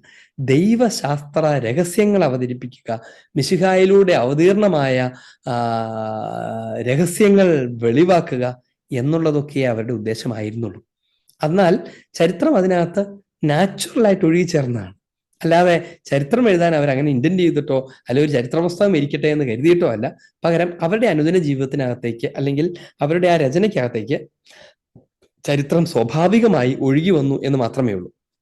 അതുകൊണ്ട് ഇനി അപ്പോഴാണ് അടുത്ത ചോദ്യം വരുന്നത്: എന്തുകൊണ്ടാണ് ഈ 4 സുവിശേഷങ്ങളിലും 4 വിധത്തിലുള്ള കാര്യങ്ങൾ കാണുന്നത്? അല്ലെ എന്ന് പറഞ്ഞാൽ ഇപ്പം മത്തായിയുടെ സുവിശേഷത്തിലെ ക്രമത്തിലല്ല യോഹന്നാന്റെ സുവിശേഷത്തിൽ സംഭവങ്ങൾ നടക്കുന്നത്. ഒരു കാര്യം കഴിഞ്ഞിട്ട് മറ്റൊരു കാര്യം ഇങ്ങനെയാണ് അവതരിപ്പിക്കപ്പെടുന്നതെങ്കിൽ മറ്റൊരു പുസ്തകത്തിൽ ഡിഫറെന്റ് ആയിട്ടായിരിക്കും. ഇതിനുശേഷം അത് അവിടെയാണ്, അതിനുശേഷം ഇത്. അപ്പൊ അത് ഉപയോഗിച്ചിട്ടാണ് പലപ്പോഴും ഈ നിരീശ്വരവാദികളായ ആളുകൾ അവരൊക്കെ ഇരുന്ന് പറയും, കണ്ടോ ഇത് മുഴുവനും തെറ്റായിരുന്നു, ഓരോരുത്തരും അവരവന്റെ ഭാവനയ്ക്ക് എഴുതി ഉണ്ടാക്കിയപ്പോഴാണ് ഇത് പലതരത്തിലായി പോയത്. ശരിക്കും ചരിത്രമായിരുന്നെങ്കിൽ എല്ലാം ഒരുപോലെ ഇരിക്കണ്ടായിരുന്നോ? അല്ലെ? ഇപ്പൊ ഉദാഹരണത്തിന് കഴിഞ്ഞ ഒരു 10 വർഷം ആരൊക്കെ ഇവിടെ ഭരിച്ചു എന്ന് എഴുതി കഴിഞ്ഞാൽ അത് സ്വാഭാവികമായും 4 പേര് എഴുതിയാലും 4 അങ്ങനെ തന്നെ ഇരിക്കണ്ടേ? പിന്നെ നിങ്ങളുടെ പുസ്തകത്തിനകത്ത് എന്താ ഇതിങ്ങനെ 4 സുവിശേഷത്തിൽ 4 കാര്യങ്ങൾ എഴുതപ്പെട്ടിരിക്കുന്നത്? ഇതിനകത്ത് പ്രധാനപ്പെട്ട ചില കാര്യങ്ങളുണ്ട്. 4 സുവിശേഷങ്ങളുണ്ടെങ്കിലും 4 സുവിശേഷത്തിന്റെയും കണ്ടന്റ് സെയിം ആണ്. 4 സുവിശേഷങ്ങളുടെയും ഉള്ളർത്ഥവും ലക്ഷ്യവും അവരവതരിപ്പിക്കുന്ന മിശിഹായും മിശിഹായുടെ രക്ഷാകർമ്മവും സെയിം ആണ്. ഈശോയെ സംബന്ധിക്കുന്ന വിവരണങ്ങളൊക്കെ സെയിം ആണ്. ഈശോയുടെ ജന്മം മുതൽ അവിടുത്തെ പരസ്യജീവിതം, അവിടുത്തെ പ്രബോധനങ്ങൾ, അവിടുത്തെ ശിഷ്യന്മാർ തുടങ്ങിയവയൊക്കെ സെയിം ആണ്. അതായത് യോഹന്നാന്റെ സുവിശേഷത്തിൽ പറയുന്നതിന് ഘടകവിരുദ്ധമായ ഒരു പ്രസ്താവന ഈശോയുടെ പ്രസംഗം മത്തായിയുടെ സുവിശേഷത്തിൽ കാണില്ല. പകരം ചിലതിൽ ചില കാര്യങ്ങൾ വിപുലപ്പെടുത്തിയിട്ടുണ്ടാവും, ചിലതില് വേറെ ചില കാര്യങ്ങൾക്ക് പ്രാമുഖ്യം കൊടുത്തിട്ടുണ്ടാവും എന്ന് മാത്രമേ ഉള്ളൂ. ഒരിക്കലും ഒരു സുവിശേഷം മറ്റൊരു സുവിശേഷത്തെ കോൺട്രഡിക്റ്റ് ചെയ്യില്ല. എന്ന് പറഞ്ഞാൽ ഒരു സുവിശേഷം മറ്റൊരു സുവിശേഷത്തിന് വിരുദ്ധമാവില്ല, സമാനമാണ്. അതുകൊണ്ടാണ് ഗോസ്പൽ പാരലൽസ് എന്ന് വിളിക്കുന്നത്. അവ പാരലൽസ് ആണ് എന്ന് പറഞ്ഞാൽ സമാനമായ ഒരു പാരലിസം ഉണ്ട്. ഈ കോൺകോർദാത്ത് എന്ന് പറയുന്ന ഒരു സംവിധാനം, ഒരു പുസ്തകമാണത്. അതെന്താണ് ശരിക്കും എന്ന് ചോദിച്ചു കഴിഞ്ഞാൽ, അതായത് സുവിശേഷങ്ങളെ ഇങ്ങനെ പാരൽ ചെയ്തിരിക്കുന്നു. ഈ സംഭവത്തെക്കുറിച്ച് മത്തായി എഴുതുന്ന എങ്ങനെ, ലൂക്ക എഴുതുന്ന എങ്ങനെ, യോഹന്നാൻ എഴുതുന്ന എങ്ങനെ എന്ന് പറഞ്ഞിട്ട് ഇങ്ങനെ പാരൽ ചെയ്തിട്ടുണ്ട്. അങ്ങനത്തെ പുസ്തകങ്ങൾ മുറിയിരിക്കാൻ, ഷെൽഫിലിരിക്കാൻ. അപ്പോൾ അതെടുത്ത് പരിശോധിച്ചാൽ അറിയാം, കാര്യങ്ങളൊക്കെ, സംഭവങ്ങളൊക്കെ സെയിം ആണ്. ഭാഷയിൽ വ്യത്യാസം ഉണ്ടാവും, ചില ആക്സെന്റുകളിൽ വ്യത്യാസം ഉണ്ടാവും, ചിലപ്പോൾ അതിനകത്തെ ഒരു ഉപമയുടെ ചില ഭാഗത്തെ കൂടുതൽ ഇവിടെ വിപുലപ്പെടുത്തിയിട്ടുണ്ടാവും, അവിടെ അത് കുറവായിരിക്കും. എന്തുകൊണ്ടാണ് ഇങ്ങനെ? എന്തുകൊണ്ടാണെന്ന് ചോദിച്ചാൽ, 4 സുവിശേഷകന്മാരും ശ്രമിക്കുന്നത് അവരുടെ ജനത്തോട് സംസാരിക്കാനാണ്. 4 സുവിശേഷകന്മാരും ആഗ്രഹിക്കുന്നത് അവരുടെ ജനത്തോട് സംസാരിക്കാൻ. ഇപ്പൊ ഉദാഹരണത്തിന് മത്തായി ശ്ലീഹ സുവിശേഷം എഴുതുന്നത് അത് ഡയസ്പൊര ജ്യൂസ്, യഹൂദര്, ചിതറിപ്പാർക്കുന്ന യഹൂദർക്ക് അവരുടെ കൂട്ടായ്മയിലാണ് ഈ സുവിശേഷം എഴുതുന്നത്. അപ്പൊ അതുകൊണ്ട് മത്തായി ശ്ലീഹ എന്ത് ചെയ്യും? യഹൂദരുടെ വിശ്വാസത്തോട് മിശിഹായുടെ വിശ്വാസ രഹസ്യത്തെ എങ്ങനെ സമരസപ്പെടുത്താമെന്ന് പരിശോധിച്ചുകൊണ്ടിരിക്കും. എന്ന് പറഞ്ഞാൽ മത്തായി ശ്ലീഹ എഴുതുമ്പോഴൊക്കെ പഴയ നിയമത്തിൽ രേഖപ്പെടുത്തപ്പെട്ടിരിക്കുന്ന ഇന്ന കാര്യം ഈശോയിൽ പൂർത്തിയായി, അല്ലെങ്കിൽ ഇത് സംഭവിക്കാൻ വേണ്ടിയാണ് അങ്ങനെ രേഖപ്പെടുത്തപ്പെട്ടിരുന്നത് എന്നൊക്കെ പറഞ്ഞ് പഴയ നിയമത്തിൽ അവര് വിശ്വസിക്കുന്ന, അവരെപ്പോഴും കൊണ്ടു നടക്കുന്ന അവരുടെ ഗ്രന്ഥമാകുന്ന പഴയ നിയമത്തിലെ പ്രവചനങ്ങളൊക്കെ ഈശോയെക്കുറിച്ചുള്ളതാണെന്ന് സ്ഥാപിക്കാനുള്ള ശ്രമമാണ് ഈ മത്തായി ശ്ലീഹ നടന്നത്. എന്നാൽ വിശുദ്ധ യോഹന്നാന്റെ കാര്യത്തിലോ കുറെ കൂടെ ഒരു ഗ്രീക്ക് പശ്ചാത്തലത്തിലുള്ള ജനത്തോട് സംസാരിക്കുന്ന പോലെ നമുക്ക് മനസ്സിലാവും. അതുകൊണ്ട് എന്താണ്, അവരുടെ യവന ചിന്തയുടെ കാഴ്ചപ്പാട്, ലോഗോസ് എന്നുള്ള പദം അതുപോലും യവന ചിന്തയിൽ നിന്നുണ്ടാകുന്നതാണ്. അപ്പൊ അങ്ങനെ ഒരു വിസ്ഡം, ഡ്യുവലിസംസ് തുടങ്ങുന്ന കാര്യങ്ങളൊക്കെ, ഈ ഓപ്പോസിഷൻസ്, ഇരുള് വെളിച്ചം, ഇങ്ങനെ തുടങ്ങുന്ന കുറെ പ്രത്യേകതകളുള്ള യവന ചിന്തകളിൽ നിന്ന് അല്ലെങ്കിൽ അങ്ങനത്തെ പശ്ചാത്തലം ഉപയോഗിച്ചുകൊണ്ട് ആ ജനത്തോട് സംസാരിക്കാൻ വിശുദ്ധ യോഹന്നാൻ ശ്രമിക്കും. ഇവർ 4 പേര് എന്താ ചെയ്യുന്നതെന്ന് വെച്ച് കഴിഞ്ഞാൽ, ഒരേ സുവിശേഷ രഹസ്യത്തെ ഓരോ ജനത്തിനും അവരുടെ പ്രത്യേകതകൾക്കനുസരിച്ച് ബോധ്യപ്പെടുത്താൻ ശ്രമിച്ചുകൊണ്ടിരിക്കും. അങ്ങനെയാണ് 4 സുവിശേഷങ്ങൾ ഉണ്ടാകുന്നത് എന്ന് നമ്മൾ അറിയണം. അതിനെക്കുറിച്ചാണ് ഇങ്ങനെ നമ്മൾ വായിക്കുന്നത്. വിശുദ്ധ ഗ്രന്ഥ രചയിതാക്കൾ 4 സുവിശേഷങ്ങൾ എഴുതിയത് ചിലതെല്ലാം വാഗ്മൂലമോ രേഖാമൂലമോ നൽകപ്പെട്ട പലതിൽ നിന്ന് തെരഞ്ഞെടുത്തും, ഒന്നാമത് അതുവരെ ഉണ്ടായിരുന്ന പലതിൽ നിന്ന് അവർ തെരഞ്ഞെടുത്തു.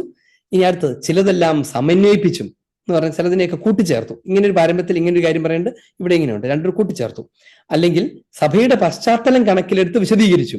ഏത് പ്രദേശത്തുള്ള, ഇപ്പൊ വിജാതിയരുടെ സഭയായിരുന്നോ, വിജാതിയിൽ നിന്ന് മാമോസം മുങ്ങിയ സഭയാണോ, യഹൂദരിൽ നിന്ന് മാമോസം സ്വീകരിച്ച സഭയാണോ, അങ്ങനെ സഭയുടെ പ്രത്യേകത പശ്ചാത്തലം കണക്കിലെടുത്ത് വിശദീകരിച്ചും പ്രഘോഷണത്തിന്റെ അവതരണ രീതി സംരക്ഷിച്ചും. എന്ന് പറഞ്ഞാൽ ഒരു പ്രഘോഷണം അവതരിപ്പിക്കുമ്പം അതിൻ്റെ ഒരു ക്രമവും അതിൻ്റെ ഒരു അവതരണ രീതിയും അതിൻ്റെ ഒരു എന്താ പറയുക, എങ്ങനെ തന്നെ പറയുന്നത്, അത് അവതരിപ്പിക്കുന്ന ആ രീതി പോലും പരീക്ഷിച്ചുകൊണ്ടും, അങ്ങനെ ഈശോയെ പറ്റി നമ്മോട് സത്യവും ആത്മാർത്ഥവുമായ അവലോകനത്തിൽ നിന്നും സത്യവും ആത്മാർത്ഥവുമായ വിവരങ്ങൾ വിനിമയം ചെയ്തുകൊണ്ടുമാണ് ഈ 4 സുവിശേഷങ്ങൾ രേഖപ്പെടുത്തിയത് എന്ന് 19ാമത്തെ പാരഗ്രാഫിൽ നമ്മൾ പഠിക്കും. അതിന്റെ കാരണം നമ്മളിപ്പോ ഈ പറഞ്ഞതാണ്. അവരുടെ ഉദ്ദേശങ്ങൾ വ്യത്യസ്തമാണ്. ഇനി ഈ 4 സുവിശേഷകന്മാർക്കും 4 തരത്തിലുള്ള തിയോളജിക്കൽ ഓറിയന്റേഷൻസ് ഉണ്ട്. എന്ന് പറഞ്ഞാൽ അവരുടെ ജനത്തോട് അവർക്ക് പറയേണ്ട ദൈവശാസ്ത്രപരമായ ഒരു ഫോക്കസ് ഉണ്ട്. ആ വിധത്തിലാണ് അവരതിനെ ക്രമീകരിക്കുന്നത്. സംഭവങ്ങൾ സെയിം ആയിരിക്കും, ഈശോയുടെ വാക്കുകൾ സെയിം ആയിരിക്കും, പക്ഷെ അവയെ ക്രമപ്പെടുത്തുന്നത് ഒരു കഥന രീതി പോലെയാണ്. അങ്ങനെയാണ് ഈ 4 സുവിശേഷങ്ങൾ ഉണ്ടായിരിക്കുന്നത്, 4 ക്രമങ്ങൾ ഉണ്ടായിരിക്കുന്നത്. പക്ഷെ അവ ചരിത്രപരതയിൽ തുല്യമാണ്. എന്ന് പറഞ്ഞാൽ യോഹന്നാന്റെ സുവിശേഷത്തിൽ പറയുന്ന ഹിസ്റ്ററിക്ക് വിരുദ്ധമായിട്ടല്ല ലൂക്കായുടെ സുവിശേഷത്തിൽ പറയുക. എന്ന് പറഞ്ഞാൽ ഒരാൾ ഈശോ കുരിശിൽ മരിച്ചു എന്നും വേറൊരാൾ അമ്പേറ്റ് മരിച്ചു എന്നും പറയില്ല. അവരുടെ ചരിത്രത്തെ, അല്ലെങ്കിൽ ഈശോയുടെ ശിഷ്യന്മാർ, അപ്പസ്തോലന്മാർ 12 പേരായിരുന്ന ഒരാളും 10-16 പേരുണ്ടായിരുന്ന വേറൊരാളും പറയില്ല. ഇതെല്ലാം സെയിം ആയിരിക്കും. പകരം അവർ ക്രമപ്പെടുത്തിയതിനെ, അവരുടെ ദൈവശാസ്ത്ര അനുഭവങ്ങൾക്കനുസരിച്ച് അവരതിനെ ക്രമപ്പെടുത്തിയതാണ്. ഇനി ഈ ക്രമപ്പെടുത്തൽ പോലും നടത്തിയത് എങ്ങനെയാണെന്നറിയാമോ? ഈ സുവിശേഷങ്ങളെ കുറിച്ച് പറയുന്ന ഒരു പ്രധാനപ്പെട്ട ഒരു കാര്യം, മനസ്സിലാക്കേണ്ട ഒരു കാര്യം ഇങ്ങനെയാണ്: they are actually a post resurrectional retrospective experiences എന്നാണ്. ശ്ലീഹന്മാരുടെ, അപ്പസ്തോലന്മാരുടെ ഒരു പോസ്റ്റ് റിസറക്ഷണൽ റിട്രോസ്പെക്റ്റീവ് എക്സ്പീരിയൻസസ് ആണ്. എന്ന് പറഞ്ഞാൽ സുവിശേഷം ചുമ്മാ ഇങ്ങനെ നമ്മൾ ഈ നിരീശ്വരവാദികളായ ആളുകളൊക്കെ ഒരു ധാരണയില്ലാതെ വിചാരിക്കുന്ന പോലെ ഈശോയുടെ കൂടെ വന്നു, ഈശോ അത് പറഞ്ഞു, ഈശോ ഇങ്ങോട്ട് പോയി എന്ന് പറഞ്ഞ് അത് മുഴുവനും ഇങ്ങനെ ഒരു ജീവചരിത്രം എഴുതുന്നത് പോലെ ഒന്നും പകർത്തുകയായിരുന്നില്ല. പകരം സുവിശേഷ ഗ്രന്ഥ രചനയ്ക്ക് മറ്റ് ഗ്രന്ഥരചനകൾ എന്നുള്ള വലിയൊരു വ്യത്യാസം എന്നറിയാമോ? ഈശോയുടെ കുരിശുമരണത്തിന് ശേഷം ഉത്ഥാനത്തെ തുടർന്ന് അവർക്കുണ്ടാകുന്ന തിരിച്ചറിവുകളിൽ നിന്നാണ് അവരത് രേഖപ്പെടുത്തുന്നത്. ഇത് രണ്ടും തമ്മിൽ ഭയങ്കര വ്യത്യാസമുണ്ട്.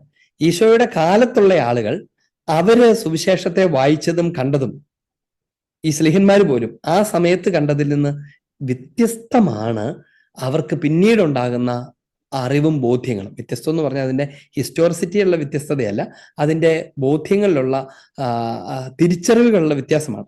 ഞാനൊരു ഉദാഹരണം പറഞ്ഞു, ഞാൻ മുമ്പ് പറഞ്ഞിട്ടുള്ള ഉദാഹരണം തന്നെയാണ്, പക്ഷെ ഇത് പറഞ്ഞു വന്നുകൊണ്ടത് പറയാം. എന്ന് പറഞ്ഞാൽ, ഇപ്പോൾ ഉദാഹരണത്തിന് നിങ്ങൾ ഒരു രാത്രിയിൽ ഒത്തിരി നാളുകൾക്ക് ശേഷം നിങ്ങളുടെ വീട്ടിലേക്ക് വരുവാന്ന് വിചാരിക്കുക. വീട്ടിലാരുമില്ല, താക്കോല് കയ്യിലുണ്ട്. വന്ന് ബസ് ഇറങ്ങിയപ്പോഴേക്കും ഒത്തിരി ലേറ്റ് ആയിപ്പോയി. ഒരു ഒറ്റയടി പാതയിലൂടെ നടന്നിട്ടാണ് വീട്ടിലോട്ട് കയറേണ്ടത്.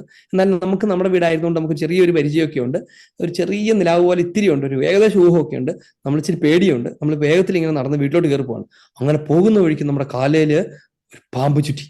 പെട്ടെന്ന് കാല് തട്ടി തുറഞ്ഞിട്ട് അമ്മേന്ന് പറഞ്ഞിട്ട് ഓടുന്ന വഴിക്ക് ആരാണ്ട് നമ്മളെ പിടിച്ച് തല്ലി, മുമ്പിൽ നിന്ന് തന്നെ തല്ലി. ഈ തല്ലും കൊണ്ട് ഇത് കള്ളന്മാരുടെ ദൈവമേ എന്നൊക്കെ ഓർത്തിട്ട് ഒരു വിധത്തിൽ ഓടി പെരയ്ക്കകത്ത് കയറി. ഇനി അടുത്ത് എന്ത് ചെയ്യും? നമ്മൾ അവിടെ നിന്ന് ഒരു നല്ല ടോർച്ച് എടുത്തിട്ട് വന്നിട്ട് വന്ന വഴിയിലേക്ക് തിരിച്ചടിച്ചു നോക്കും. അപ്പോഴാണ് മനസ്സിലാകുന്നത്, നമ്മൾ പോയ നേരത്തെ ഇല്ലാതിരുന്ന ഒരു മറ്റേ കാച്ചിലിന്റെ ഒക്കെ ഒരു വള്ളി, അല്ലെങ്കിൽ ഒരു കൊടിയുടെ വള്ളി, അതിങ്ങനെ വളർന്ന് വഴിയിലിട്ട് ഇങ്ങനെ നീണ്ടു കിടക്കണ്ടായിരുന്നു. അതുമേലാണ് കയറി കാല് തട്ടിയത്. അതാണ് വന്ന് ചുറ്റിയ പോലെ തോന്നിയത്. പേടിയുടെ പുറത്ത് അന്നേരം അതിനെ സെൻസ് ചെയ്തത്, പെർസീവ് ചെയ്തത് ഒരു പാമ്പായിട്ടാണ്. എന്നിട്ട് അത് കഴിഞ്ഞ് വീണ്ടും നോക്കുമ്പോഴല്ലേ ഒരു വാഴ, അതിന്റെ ഇല വളർന്ന് ഇങ്ങനെ വഴിയിലോട്ട് നിൽക്കുവാണ്. അതേലാണ് പോയി തട്ടിയത്. പടയെന്ന് ഒച്ചയും കേട്ട് ആരാണ്ട് തല്ലിയാന്നോർത്ത് പേടിച്ച്.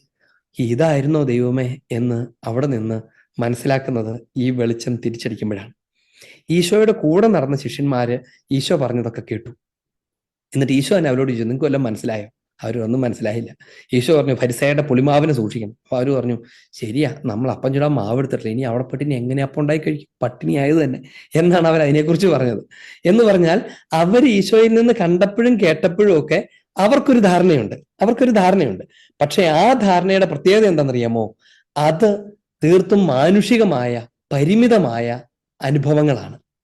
എന്നാൽ ഈശോയുടെ കുരിശുമരണത്തിന്റെ വെളിച്ചം ആ പിൻ സംഭവങ്ങളിലേക്ക് ചൊരിയുമ്പോൾ അതിന്റെ പൂർണ്ണമായ വെളിച്ചത്തിൽ കാണും.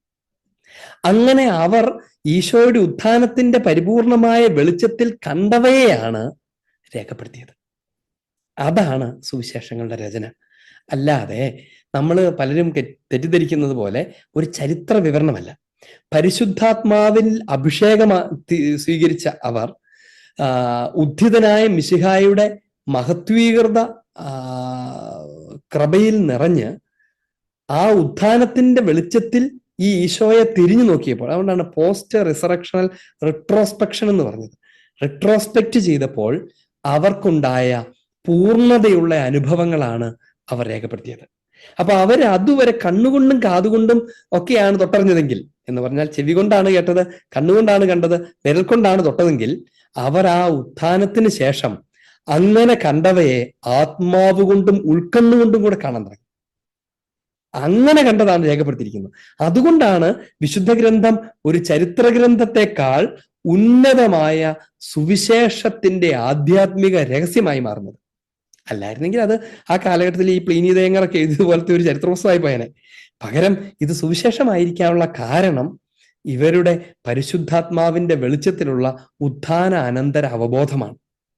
അതാണ് സുവിശേഷങ്ങൾ. ഇനി ഈ വിശുദ്ധ ഗ്രന്ഥം അതിനെക്കുറിച്ച് നമ്മുടെ സഭയുടെ പ്രബോധന ഗ്രന്ഥം അതിനെക്കുറിച്ച് പറയുന്ന ചില കാര്യങ്ങൾ നമുക്ക് നേരിട്ട് വായിച്ചുകൊണ്ട് വേണം നമുക്ക് അവസാനിക്കാൻ. ഏതാനും മിനിറ്റ് കൂടിയുള്ളൂ. ഇങ്ങനെയാണ് തുടർന്ന് നമ്മളിങ്ങനെ വായിക്കും. ഇനി തങ്ങളുടെ തന്നെ ഓർമ്മയിൽ നിന്നും പുനരവലോകനത്തിൽ നിന്നും, അതായത് അവർ ഓർത്തു വെച്ചത്, അവര് ഈശോയുടെ കൂടെ നടന്നപ്പോൾ അവർ കണ്ടതും കേട്ടതും ഒക്കെ അവർ ഓർത്തിരിക്കുന്നുണ്ടല്ലോ, ആ ഓർമ്മയിൽ നിന്നും പുനരവലോകനത്തിൽ നിന്നും എന്ന് പറഞ്ഞാൽ, ഓ അങ്ങനെയായിരുന്നു, നമ്മൾ ബൈബിളിൽ തന്നെ ഇങ്ങനെ വായിക്കും, അവനത് പറഞ്ഞിരുന്നുവെന്ന് അപ്പോഴവർ ഓർത്തു. അവൻ അത് പറഞ്ഞിരുന്നുവെന്ന് അപ്പോൾ അവർ ഓർത്തു. ഓരോ കാര്യങ്ങൾ സംഭവിക്കുമ്പോഴാണ്, ഓ ഇതിനെക്കുറിച്ചാണല്ലേ ഈശോ എന്ന് പറഞ്ഞത് എന്ന് അവർ ഓർക്കുന്നത്. അപ്പോൾ അവരുടെ പുനരവലോകനങ്ങളുണ്ട്. പിന്നീട് അവർ നടത്തുന്ന അവലോകനങ്ങളിൽ നിന്നും, അഥവാ ആദ്യം മുതൽ തന്നെ ദൃക്സാക്ഷികളും വചനത്തിന്റെ ശുശ്രൂഷകരുമായിരുന്നവരുടെ സാക്ഷ്യം മുഖേനയും അവർ അത് എഴുതിയതിന് ലക്ഷ്യം നമ്മെ പ്രബോധിപ്പിച്ചിട്ടുള്ള വചനങ്ങളുടെ വിശ്വാസ്യത നാം അറിയുക എന്നതായിരുന്നു. എന്ന് പറഞ്ഞാൽ ഈ ശ്ലീഹന്മാരൊക്കെ വാക്കുകൾ കൊണ്ട് വാചികമായി പഠിപ്പിച്ചിട്ടുള്ളവയുടെ വിശ്വാസ്യത നമ്മയും കൂടി അറിയിക്കാൻ വേണ്ടിയിട്ടാണ് അവ എഴുതിയത്, അവ രേഖപ്പെടുത്തിയത് എന്നതാണ് അതിന്റെ കാര്യം. ഇനി 18ാമത്തെ പാരഗ്രാഫിൽ ഈ സുവിശേഷങ്ങളുടെ ശ്ലൈഹിക ഉൽപ്പത്തിയെക്കുറിച്ചാണ് പറയുന്നത്. ശ്ലൈഹിക ഉൽപ്പത്തി ഞാൻ അതിനെക്കുറിച്ച് സൂചിപ്പിച്ചായിരുന്നു. അതായത് സ്ലീഹന്മാർ അവരാണ് ഈ വിശുദ്ധ രഹസ്യങ്ങളുടെയൊക്കെ കസ്റ്റോഡിയൻസ്. അവര് അല്ലെങ്കിൽ അവരുടെ നേതൃത്വത്തിലാണ് ഈ കാര്യങ്ങളൊക്കെ രേഖപ്പെടുത്തപ്പെടുന്നത്. നമ്മളിങ്ങനെ വായിക്കാം. അതിങ്ങനെയാണ്: പുതിയ നിയമ ലിഖിതങ്ങൾ ഉൾപ്പെടെയുള്ള എല്ലാ വിശുദ്ധ ലിഖിതങ്ങളുടെയും കൂട്ടത്തിൽ അവതരിച്ച വചനമായ നമ്മുടെ രക്ഷകന്റെ ജീവിതത്തെയും പ്രബോധനങ്ങളെയും സംബന്ധിച്ചുള്ള പ്രധാന സാക്ഷ്യങ്ങൾ എന്നുള്ള നിലയ്ക്ക് സുവിശേഷങ്ങൾക്ക് സവിശേഷമായ പ്രാധാന്യമുണ്ട് എന്ന് നമുക്കറിയാം. അതായത് സുവിശേഷങ്ങൾ എന്നുള്ള 4 പുസ്തകങ്ങൾക്ക് വിശുദ്ധ ഗ്രന്ഥത്തിലെ മറ്റെല്ലാ പുസ്തകങ്ങളുമായി താരതമ്യം ചെയ്യുമ്പോൾ വലിയ വ്യത്യാസമുണ്ട്, പ്രാധാന്യത്തിൽ വ്യത്യാസമുണ്ട്. കാരണം അവ മിശിഹ തന്നെയാണ്, അവിടുത്തെ വാക്കുകളും പ്രവൃത്തികളും തന്നെ അവതരിപ്പിക്കപ്പെട്ടിരിക്കുന്നതാണ് മിശിഹ തന്നെ. അതുകൊണ്ടാണ് വിശുദ്ധ കുർബാനയിൽ കാർമികൻ സുവിശേഷ ഗ്രന്ഥവുമായിട്ടാണ് വരുന്നത്. സമ്പൂർണ്ണ ബൈബിളുമായിട്ടല്ല, പുതിയ നിയമമായിട്ടല്ല, സുവിശേഷ ഗ്രന്ഥവുമായിട്ടാണ് വരുന്നത്. കാരണം അത് മിശിഹായെ തന്നെ നേരിട്ട് സൂചിപ്പിക്കുന്നതാണ് അത്. അതുകൊണ്ട് തന്നെ കല്യാണത്തിനൊക്കെ, നിങ്ങൾ കല്യാണം കൂടുമ്പോഴൊക്കെ, അല്ലെങ്കിൽ നിങ്ങൾ ആരും കല്യാണം കഴിക്കുന്നുണ്ടെങ്കിൽ ഒക്കെ ശ്രദ്ധിക്കുന്നത് നല്ലതാണ്. പ്രതിജ്ഞ ചെല്ലുന്നത് എന്തിൽ കൈവച്ചാണ്? പലരും വിചാരിക്കുന്നത് ബൈബിൾ കൈവച്ച് പ്രതിജ്ഞ ചൊല്ലിയതാണെന്നൊക്കെ ആൾക്കാർ പറയാറുണ്ട്. ബൈബിൾ കൈവച്ചല്ല, സുവിശേഷത്തിൽ കൈവച്ചാണ്. ഈ വിശുദ്ധ സുവിശേഷ സാക്ഷിയാക്കി ഞങ്ങൾ പ്രതിജ്ഞ ചെയ്യുന്നു എന്നാണ് അവർ ചെല്ലുന്നത്. സുവിശേഷ ഗ്രന്ഥമാണ്, അല്ലാതെ സമ്പൂർണ്ണ ബൈബിൾ അല്ല എടുത്തു വേണ്ടത്. കാരണം മിശിഹായാണ് ഈ സുവിശേഷം, മിശിഹായാണ് സുവിശേഷം. ഈ സുവിശേഷമാണ് ക്രൈസ്തവന്റെ ജീവിത നിയമം. അതുകൊണ്ട് ഈശോയെ തൊട്ടാണ് ആ പ്രതിജ്ഞ ചെയ്യുന്നത്. പല സ്ഥലത്തും അത്ര ശ്രദ്ധിക്കാതെ പലപ്പോഴും അവിടെ ഇരിക്കുന്ന ബൈബിൾ എടുത്ത് തുറന്നു വെച്ചിട്ട് അതിനകത്ത് കൈവച്ച് ചെല്ലിപ്പിക്കുന്നതും പോലും നമ്മൾ കാണാറുണ്ട്. പക്ഷെ നമ്മളത് കപ്പിയാരോടൊക്കെ ഓർപ്പിക്കണം. അത് ആ സുവിശേഷ ഗ്രന്ഥം ആ സമയത്തേക്ക് ഒന്ന് കൊണ്ടുവയ്ക്കണം. നമ്മുടെ മക്കളുടെ കല്യാണമൊക്കെ ആക്കുകയാണെങ്കിൽ അത് കൊണ്ടുവയ്ക്കണം എന്നൊക്കെ അവരോടൊന്ന് പറയുന്നത് നല്ലതാണ്. കാരണം സഭ ആഗ്രഹിക്കുന്നത് അങ്ങനെയാണ്, ഈശോയെ തൊട്ടുള്ള പ്രതിജ്ഞയാണത്.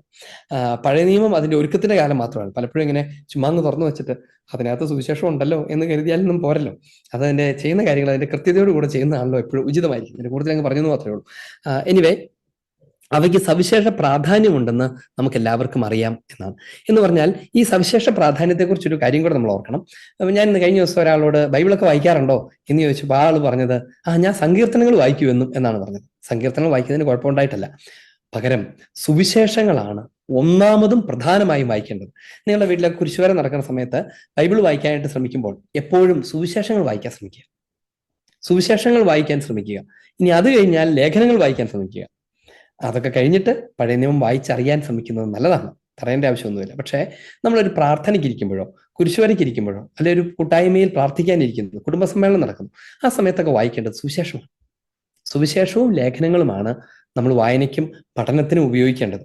പഴയ നിയമമല്ല. പഴയ നിയമം അതിന്റെ നിഴലാണ്, അതിന്റെ ഒരുക്ക കാലഘട്ടമാണ്. പുതിയ നിയമത്തെ കുറിച്ച് പറയുമ്പം ഇതിനെക്കുറിച്ചായിരുന്നു അന്ന് പഴയ നിയമത്തിൽ പറഞ്ഞത് എന്ന് പറയാൻ വേണ്ടി മാത്രം ഉപയോഗിക്കാം. അല്ലാതെ നേരിട്ടുള്ള പ്രബോധനത്തിന് ഉപയോഗിക്കേണ്ടത് സുവിശേഷമാണ്, ലേഖനങ്ങളാണ് എന്ന കാര്യം നമ്മൾ ഓർക്കണം. പുതിയ നിയമമാണ് ടോട്ടലി, അതിൽ സവിശേഷമായും സുവിശേഷമാണ്. ഇപ്പൊ ഉദാഹരണത്തിന് നിങ്ങൾക്കൊരു 3 മിനിറ്റ് ഒരു ഭാഗം വായിക്കാൻ അവസരം കിട്ടുന്നു, സുവിശേഷമേ വായിക്കാവൂ, അങ്ങനെയാണ്. ഇനി അതിനുശേഷം മറ്റൊരു വായന വരുന്നു, അപ്പൊ ലേഖനങ്ങൾ വായിക്കാം.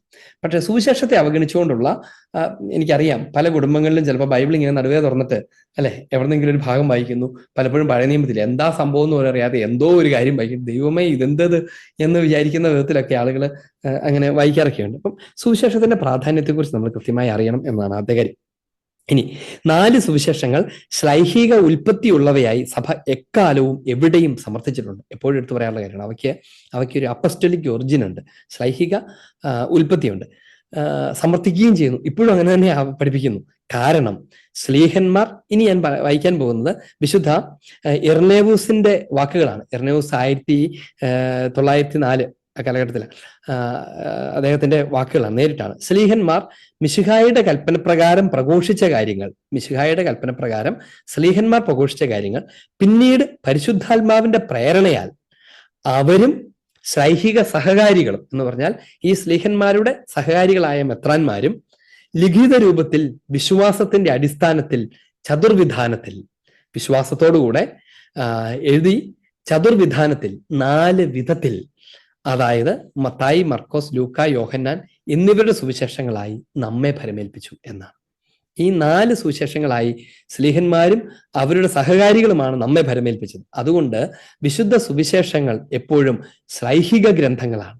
അതാണ് അവയുടെ വാല്യൂ. ശ്ലൈഹിക ഗ്രന്ഥങ്ങളാണ്. മിശിഹ നേരിട്ട് തെരഞ്ഞെടുത്ത പൗരോഹിത്യത്തിന്റെ അഭിഷേകം കൊടുത്ത ആദ്യത്തെ മെത്രാന്മാരായി വാഴിച്ച സ്ലീഹന്മാരുടെ സാക്ഷ്യങ്ങളാണ് അവ. അതുകൊണ്ട് അവ 100% ഒരു വിശ്വാസിക്ക് സ്വീകാര്യമാണ്, വിശ്വസനീയമാണ്, ആധികാരികമാണ്. ഇനി നമ്മൾ തുടർന്ന് ഈ 17ാമത്തെ പാരഗ്രാഫിനകത്ത് പുതിയ നിയമത്തിന്റെ ശ്രേഷ്ഠതയെക്കുറിച്ച് പറയുന്ന കാര്യം ഇങ്ങനെയാണ്. സമയത്തിന്റെ പൂർത്തീകരണം വന്നപ്പോൾ വചനം മാംസമായി കൃപയും സത്യവും നിറഞ്ഞതായി നമ്മുടെ ഇടയിൽ വസിച്ചു. മിശിഹ ദൈവത്തിന്റെ രാജ്യം ഭൂമിയിൽ പുനഃസ്ഥാപിച്ചു. പ്രവൃത്തികളും വാക്കുകളും വഴി പിതാവിനെയും തന്നെയും വെളിപ്പെടുത്തി. മരണവും ഉത്ഥാനവും മഹത്വപൂർണമായ സ്വർഗാരോഹണവും പരിശുദ്ധാത്മാവിന്റെ പ്രേഷണവും വഴി അവിടുന്ന് തന്റെ ജോലി പൂർത്തിയാക്കി. എന്നിട്ടോ ഭൂമിയിൽ നിന്ന് ഉയർത്തപ്പെട്ടപ്പോൾ നിത്യജീവന്റെ വചനങ്ങൾ ആരുടെ പക്കൽ മാത്രമാണോ ഉള്ളത്? അവിടുന്ന്, ഈശോയുടെ അടുത്താണല്ലോ, പിതാവിന്റെ അടുത്താണല്ലോ വചനങ്ങളുള്ളത്. അവിടുന്ന് എല്ലാവരെയും തന്നിലേക്ക് ആകർഷിച്ചു. എന്നാൽ ഈ രഹസ്യം ഇപ്പോൾ വിശുദ്ധ സ്ലീഹന്മാർക്കും പ്രവാചകന്മാർക്കും പരിശുദ്ധാത്മാവിൽ വെളിപ്പെടുത്തപ്പെട്ടിരിക്കുന്നത് പോലെ മറ്റു തലമുറകൾക്ക് വെളിവാക്കപ്പെട്ടിരുന്നില്ല. ഇത് എഫെസസ് ലേഖനം 3:4 മുതൽ 6 വരെയുള്ള ഭാഗങ്ങളെ ഉദ്ധരിച്ചുകൊണ്ടാണ് പറയുന്നത്. എന്നിട്ട് തുടർന്ന് സുവിശേഷം പ്രഘോഷിക്കും. എന്തിനാണ് എന്നിട്ട് പിന്നെ അവർ രേഖപ്പെടുത്തിയത്? അന്നത്തെ കാലത്ത് അവർക്ക് മാത്രം സംലഭ്യമായിരുന്നു. പിന്നീട് എന്തിനാണ് ഇത് രേഖപ്പെടുത്തിയത്? 3 കാര്യങ്ങളാണ്. 3 കാര്യങ്ങൾക്ക് വേണ്ടിയാണ് സുവിശേഷങ്ങൾ, പുതിയ നിയമം, അത് രേഖപ്പെടുത്തപ്പെടുന്നത്. 1, കർത്താവും മിശിഹായുമായുള്ള ഈശോയുള്ള വിശ്വാസം ഉദ്ദീപിപ്പിക്കുന്നതിന് വേണ്ടിയാണ്. 1, ഈശോയിലുള്ള കർത്താവും മിശിഹായുമായുള്ള ഈശോയുള്ള വിശ്വാസം ഉദ്ദീപിപ്പിക്കുന്നതിന് വേണ്ടിയാണ് രേഖപ്പെടുത്തുന്നത്. 2, സുവിശേഷം പ്രഘോഷിക്കാൻ വേണ്ടിയാണ് അവ രേഖപ്പെടുത്തിയത്. എന്ന് പറഞ്ഞാൽ സുവിശേഷ പ്രഘോഷകർക്ക് കൊണ്ടു നടക്കാനും അത് ഉപയോഗിക്കാനും വേണ്ടിയിട്ടാണ് അത് രേഖപ്പെടുത്തിയത്. 1, ഈശോയുള്ള വിശ്വാസത്തെ ജ്വലിപ്പിക്കാൻ. 2, സുവിശേഷ പ്രഘോഷകർക്ക് വേണ്ടി. സുവിശേഷം രേഖപ്പെടുത്തിയിരിക്കുന്ന പർപ്പസ് തന്നെ സുവിശേഷ പ്രഘോഷകർക്ക് വേണ്ടിയിട്ടാണ്. ഇനി 3ാമത്തത് സഭയെ ഒന്നിച്ചു ചേർക്കുന്നതിന്, അഥവാ സഭയെ വിളിച്ചുകൂട്ടുന്നതിന്. വിളിച്ചുകൂട്ടപ്പെട്ട ഒരു സമൂഹം എന്നാണല്ലോ എക്ലേസിയ എന്ന് പറഞ്ഞാൽ. സഭയെ ഒന്നിച്ചു ചേർക്കുക, അഥവാ സഭയെ പടുത്തുയർത്തുന്നതിന് വേണ്ടിയാണ് ഈ വെളിപ്പെടുത്തലുകൾ ഉണ്ടായത്. അതായത് സുവിശേഷങ്ങൾ രേഖപ്പെടുത്തുന്നതിന്റെ ഉദ്ദേശം 3 കാര്യങ്ങളാണ്. ഒന്നാമത്തേത് സുവിശേഷം പ്രഘോഷിക്കാൻ. 2, പ്രഘോഷിക്കപ്പെട്ട സുവിശേഷത്തിന്റെ വെളിച്ചത്തിൽ ഈശോ കർത്താവും രക്ഷകനുമാണെന്ന് ബോധ്യപ്പെടുത്താൻ, ആ വിശ്വാസത്തിൽ ജ്വലിപ്പിക്കാൻ. 3ാമത്തേത് അതുവഴി സഭയെ പടുത്തുയർത്താൻ. ഇതായിരുന്നു സുവിശേഷ രചനയുടെ, പുതിയ നിയമ രചനയുടെ ഉദ്ദേശ ലക്ഷ്യം. അതുകൊണ്ട് സുവിശേഷം വെറുതെ ഒരു ചരിത്ര പുസ്തകം മാത്രമല്ല എന്ന് നമ്മൾ ഓർക്കണം. ഇനി വെളിപാട് പുസ്തകത്തെ കുറിച്ച് ഇന്ന് പറയാൻ നേരമില്ലാത്ത നമുക്ക് അടുത്ത ദിവസം പറയാം. മറ്റൊരു കാര്യം പറയാം. ഇനി ബാക്കി പുസ്തകങ്ങളുടെ കാര്യം എന്താണ് എന്നതിനെ കുറിച്ച് 20ാമത്തെ പാരാഗ്രാഫ് പറയുന്നത് ഇങ്ങനെയാണ്. 4 സുവിശേഷങ്ങൾക്ക് പുറമെ പുതിയ നിയമത്തിന്റെ അംഗീകൃത പട്ടികയിൽ പരിശുദ്ധാത്മാവിൽ പ്രേരിതരായി എഴുതപ്പെട്ട വിശുദ്ധ പൗലോസിന്റെ ലേഖനങ്ങളും മറ്റു ചില ശ്ലൈഹിക ലേഖനങ്ങളും ഉൾപ്പെടുന്നുണ്ട്. അവ ദൈവത്തിന്റെ ജ്ഞാനപൂർവകമായ പദ്ധതി പ്രകാരം കർത്താവായ മിശിഹായെ പറ്റിയുള്ള കാര്യങ്ങൾ സ്ഥിരീകരിക്കുകയും, അപ്പൊ അവ എന്തൊക്കെ ചെയ്യുന്നു? 1, ഈശോയെക്കുറിച്ച് സുവിശേഷങ്ങളിൽ പറഞ്ഞിട്ടുള്ള കാര്യങ്ങളെ സ്ഥിരീകരിക്കുന്നു, എസ്റ്റാബ്ലിഷ് ചെയ്യുന്നു, അസേർട്ട് ചെയ്യുന്നു. 2, അവിടുത്തെ ശരിയായ പ്രബോധനം കൂടുതൽ വ്യക്തമാക്കുന്നു. 2ാമത്തെ കാര്യം, ഈ സുവിശേഷങ്ങളുടെ പ്രബോധനത്തെ കൂടുതൽ ലാബറേറ്റ് ചെയ്യുന്നു, അല്ലെങ്കിൽ വിശദീകരിക്കുന്നു, വ്യക്തമാക്കുന്നു, ക്ലാരിഫൈ ചെയ്യുന്നു. 3, മിശിഹായുടെ പ്രവൃത്തികളിലെ രക്ഷാകരമായ ദൈവിക ശക്തി പ്രഘോഷിക്കുന്നു. 3ാമത്തെ കാര്യം, ഈശോയുടെ പ്രവർത്തനങ്ങൾക്കകത്തുണ്ടായിരുന്ന വലിയ ദൈവിക ശക്തിയെ ഈ ലേഖനങ്ങളും തുറന്നുള്ള ഗ്രന്ഥങ്ങളും പ്രഘോഷിക്കുന്നു. 4, സഭയുടെ ആരംഭവും വിസ്മയകരമായ വ്യാപനവും വർണ്ണിക്കുന്നു. സഭ എങ്ങനെ ജനിച്ചു, സഭ എങ്ങനെ വിസ്മയനീയമായ വിധത്തിൽ വളർന്നു, അപ്പസ്തോല പ്രവർത്തനങ്ങളുടെ കാര്യമൊക്കെ പറയുന്നത്, എങ്ങനെ തിരുസഭ വളർന്നു എന്നതിനെ കുറിച്ചൊക്കെ വർണ്ണിക്കുന്നു. 5, അവളുടെ മഹത്വപൂർണമായ പൂർത്തീകരണത്തിന് മുന്നറിയിപ്പ് കൊടുക്കുകയും ചെയ്യും. എന്താ അതിന്റെ അർത്ഥം? സഭ എങ്ങനെ വളർന്നു എന്ന് പറയുക മാത്രമല്ല, സഭ എങ്ങനെ സ്വർഗരാജ്യത്തിലേക്ക് പ്രവേശിക്കാനിരിക്കുന്നു എന്നുകൂടെ പറയുക ഈ ഗ്രന്ഥങ്ങളുടെ ദൗത്യമാണ്. അത് വെളിപാട് പുസ്തകത്തെയാണ് പ്രധാനമായി ഉദ്ദേശിക്കുന്നത്, സഭയുടെ സ്വർഗരാജ്യ പ്രവേശനത്തെക്കുറിച്ച്. നോക്കുക, ഇത് ഓരോന്നും ഈ ലേഖനത്തെക്കുറിച്ച് പറയുന്നതാണ് ഈശോയെക്കുറിച്ചുള്ള പ്രബോധനം കൂടുതൽ ശരിയായ വിധത്തിൽ വ്യക്തമാക്കുന്നു. എന്ന് പറഞ്ഞാൽ ഈ സുവിശേഷങ്ങളുടെ ഏറ്റവും പെർഫെക്റ്റ് ആയിട്ടുള്ള കമന്ററി അത് ലേഖനങ്ങളാണ്.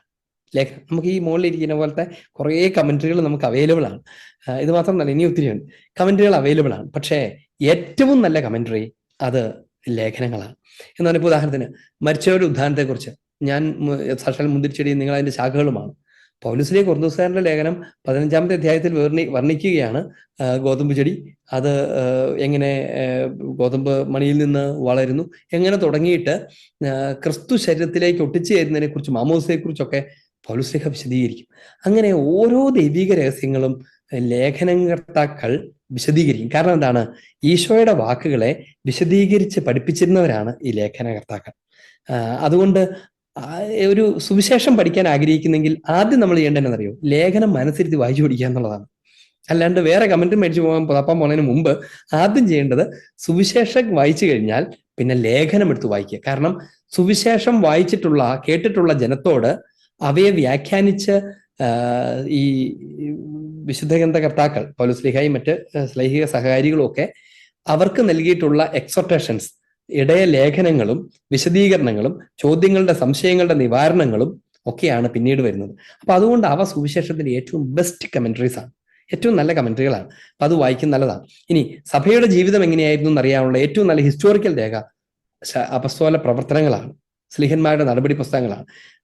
വിശുദ്ധത്തിൽ എനിക്ക് ഏറ്റവും ഇഷ്ടപ്പെട്ട പുസ്തകം എന്ന് ചോദിച്ചു കഴിഞ്ഞാൽ സുവിശേഷങ്ങളല്ലെന്നല്ല, എനിക്ക് അതെങ്ങനെയാണ് സഭ എങ്ങനെ ജീവിച്ചു, സ്ലീഹന്മാർ ആരായിരുന്നു, എന്തായിരുന്നു സംഭവിച്ചിരുന്നൊക്കെ ഏറ്റവും ആധികാരികമായിട്ട് അറിയാൻ പറ്റുന്ന സ്ഥലമാണ് അത്.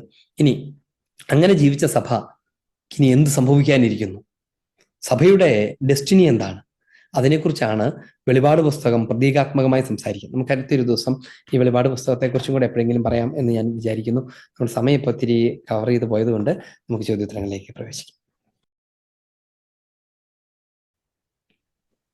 അച്ഛാ, ഞാനൊരു യാത്രയിലാണെങ്കിലും ഞാൻ പറയുന്ന കേൾക്കാമോ? ഈശോ വിചാരിക്കട്ടെ. കേൾക്കാം. ഓക്കെ. അപ്പൊ എനിക്ക് 2 ചോദ്യമുണ്ട്. ഒന്നാമത്തെ ചോദ്യം, ഈ നമ്മുടെ വിശ്വാസ പ്രമാണത്തിൽ, അതായത് നൈസിയൻ ക്രീഡില് he will come again to judge the dead and the living, അതായത് മരിച്ചവരെയും ജീവിക്കുന്നവരെയും വിധിക്കാനായിട്ട് യേശുക്രിസ്തു വരും എന്നുള്ള ഒരു ടെനന്റ് ഉണ്ട്, ഒരു പെർട്ടിക്കുലർ ക്ലോസ് ഉണ്ടല്ലോ. ഇതിനെപ്പറ്റി ഇപ്പോൾ ഈ യൂണിവേഴ്സലിസം മോഡേണിസം ഒക്കെ പറയുന്ന ആൾക്കാർ ചോദിക്കുന്ന ഒരു സംശയമാണ് എൻ്റെ സംശയം. അതായത് യേശുക്രിസ്തു പറഞ്ഞേക്കുന്നത് പാപിനിയായ സ്ത്രീയോട് പറഞ്ഞത് ഞാൻ നിന്നെ വിധിക്കുന്നില്ല എന്ന് പറഞ്ഞു. അതുപോലെ തന്നെ നമ്മുടെ റോമക്കാരുടെ പുസ്തകത്തിൽ എഴുതിയിട്ടുണ്ട് നമ്മൾ പരസ്പരം വിധിക്കരുത് എന്നൊക്കെ പറയുന്നുണ്ടല്ലോ. അപ്പൊ ആ ഒരു യേശുക്രിസ്തുവിന്റെ ആ കരുണയൊക്കെ ഉള്ളപ്പോൾ ഈ വിധി എന്നുള്ള കാര്യത്തിന് നമ്മൾ ഇപ്പോൾ സഭ അതിന് ഇമ്പോർട്ടൻസ് കൊടുക്കുന്നുണ്ട്. ശരിക്കും യേശുക്രിസ്തു മഹത്വത്തിൽ വരുമ്പോൾ അത് ജസ്റ്റ് ഒരു എല്ലാരെയും ഒന്ന് സ്നേഹിക്കാനും കൂട്ടിക്കൊണ്ടു പോകാനുമായിട്ട് വരുന്നതായിട്ട് എടുക്കാൻ പറ്റുമോ? ഇതാണ് എൻ്റെ ആദ്യത്തെ ചോദ്യം. Thank you. ഇതൊരു ഭയങ്കര നല്ലൊരു ചോദ്യം, എനിക്ക് ഇഷ്ടപ്പെട്ട ഒരു ചോദ്യമാണ്. കാരണം ഒത്തിരി പേരുടെ മനസ്സിലുള്ള ഒരു ആശങ്കയുടെ വിഷയമാണിത്. ഒന്നാമത്തെ കാര്യം, അതായത് ഈ അന്ത്യവിധി എന്ന് പറയുന്നത്, തനതു വിധിയും പൊതുവിധിയും ചേർന്ന അന്ത്യവിധി എന്ന് പറയുന്നത് ഒരു വിശ്വാസ സത്യമാണ്. ഒരിക്കലും കലർപ്പുണ്ടാകാൻ പാടില്ലാത്ത ആധികാരികമായി അസന്നിഗ്ധമായി പഠിപ്പിക്കപ്പെടേണ്ട യാഥാർത്ഥ്യമാണ് വിധി. അതങ്ങനെ ഉണ്ട്, അതങ്ങനെ സംഭവിക്കുക തന്നെ ചെയ്യും. ഇനി ഈ വിധിയെക്കുറിച്ചുള്ള പരാമർശങ്ങൾ ഈശോ തന്നെ കൃത്യമായി പറയുന്നുണ്ട്. വാനമേഘങ്ങളിൽ എഴുന്നള്ളും വിധി ദിവസത്തിൽ എന്നൊക്കെയുള്ള പരാമർശങ്ങളൊക്കെ നമ്മൾ കാണും. അപ്പൊ അതിനെ മറുവശം ആളുകൾ കാണുന്നതാണ്. ഞാൻ നിന്നെ വിധിക്കുന്നില്ല എന്ന് ഈ പാപിനിയായ സ്ത്രീയോട് പറഞ്ഞു. ഈശോ പറഞ്ഞതിന്റെ കോണ്ടെക്സ്റ്റ് എന്താണ്? ഈശോ പറഞ്ഞതിന്റെ കോണ്ടെക്സ്റ്റ് ഞാൻ നിന്നോട് കരുണ കാണിക്കുന്നു, ഞാൻ നിന്നോട് ക്ഷമിക്കുന്നു എന്നാണ് അതിന്റെ അർത്ഥം. ഞാൻ ഇപ്പോൾ നിന്നെ വിധിക്കുന്നില്ല, അന്ത്യദിവസത്തിലെ വിധിയില്ല എന്ന് അവിടെ പറയുന്നേ ഇല്ല. പകരം ഞാൻ നിന്നെ ഈ കാര്യത്തിൽ ഇപ്പോൾ വിധിക്കുന്നില്ല എന്നാണ് പറയുന്നത്. അതിന്റെ കാരണം അവിടുത്തെ എന്താ പറയാ, പാപമോചന അധികാരത്തിന്റെ വിനിയോഗം തുടങ്ങിയ വിഷയങ്ങൾ അതിനകത്ത് വലിയ വലിയ വിഷയങ്ങൾ അതിനകത്ത് കിടക്കുന്നുണ്ട്. ഒന്നത്. അതുപോലെ ഇനി വിധിയെക്കുറിച്ച് ഈശോ തന്നെ നേരിട്ട് വളരെ കൃത്യമായി പറയുന്നത്, സ്ലീഹന്മാരോട് പറയുകയാണ്, വിധി ദിവസത്തിൽ എന്തുണ്ടാവും, ഞങ്ങൾക്ക് എന്താണ് ലഭിക്കുക, നിന്നെ അനുഗമിച്ച് ഞങ്ങൾക്ക് എന്താണ് കിട്ടുക എന്ന് പത്രോസ് ചോദിക്കുമ്പം പത്രോസിനോട് പറയാണ്, നിങ്ങൾ 12 സിംഹാസനങ്ങളിൽ ഇരുന്ന് 12 ഗോത്രങ്ങളെ വിധിക്കും. അപ്പം ഈശോ തന്നെ പറയുന്നു, വിധി മുഴുവനും പുത്രനെ ഏൽപ്പിച്ചിരിക്കുന്നു, പുത്രൻ ആ വിധി സ്ലീഹന്മാരെ ഏൽപ്പിച്ചിരിക്കുന്നു എന്നൊക്കെ പറയുന്നതിനകത്ത് മുഴുവനും കിടക്കുന്നത് വിധി എന്ന് പറയുന്ന ഒരു കാര്യമുണ്ട് എന്നതാണ്. ഇനി അത് നാച്ചുറൽ ജസ്റ്റിസും കൂടിയാണ്. എന്തുകൊണ്ടാണ് നാച്ചുറൽ ജസ്റ്റിസ് എന്ന് പറഞ്ഞത്?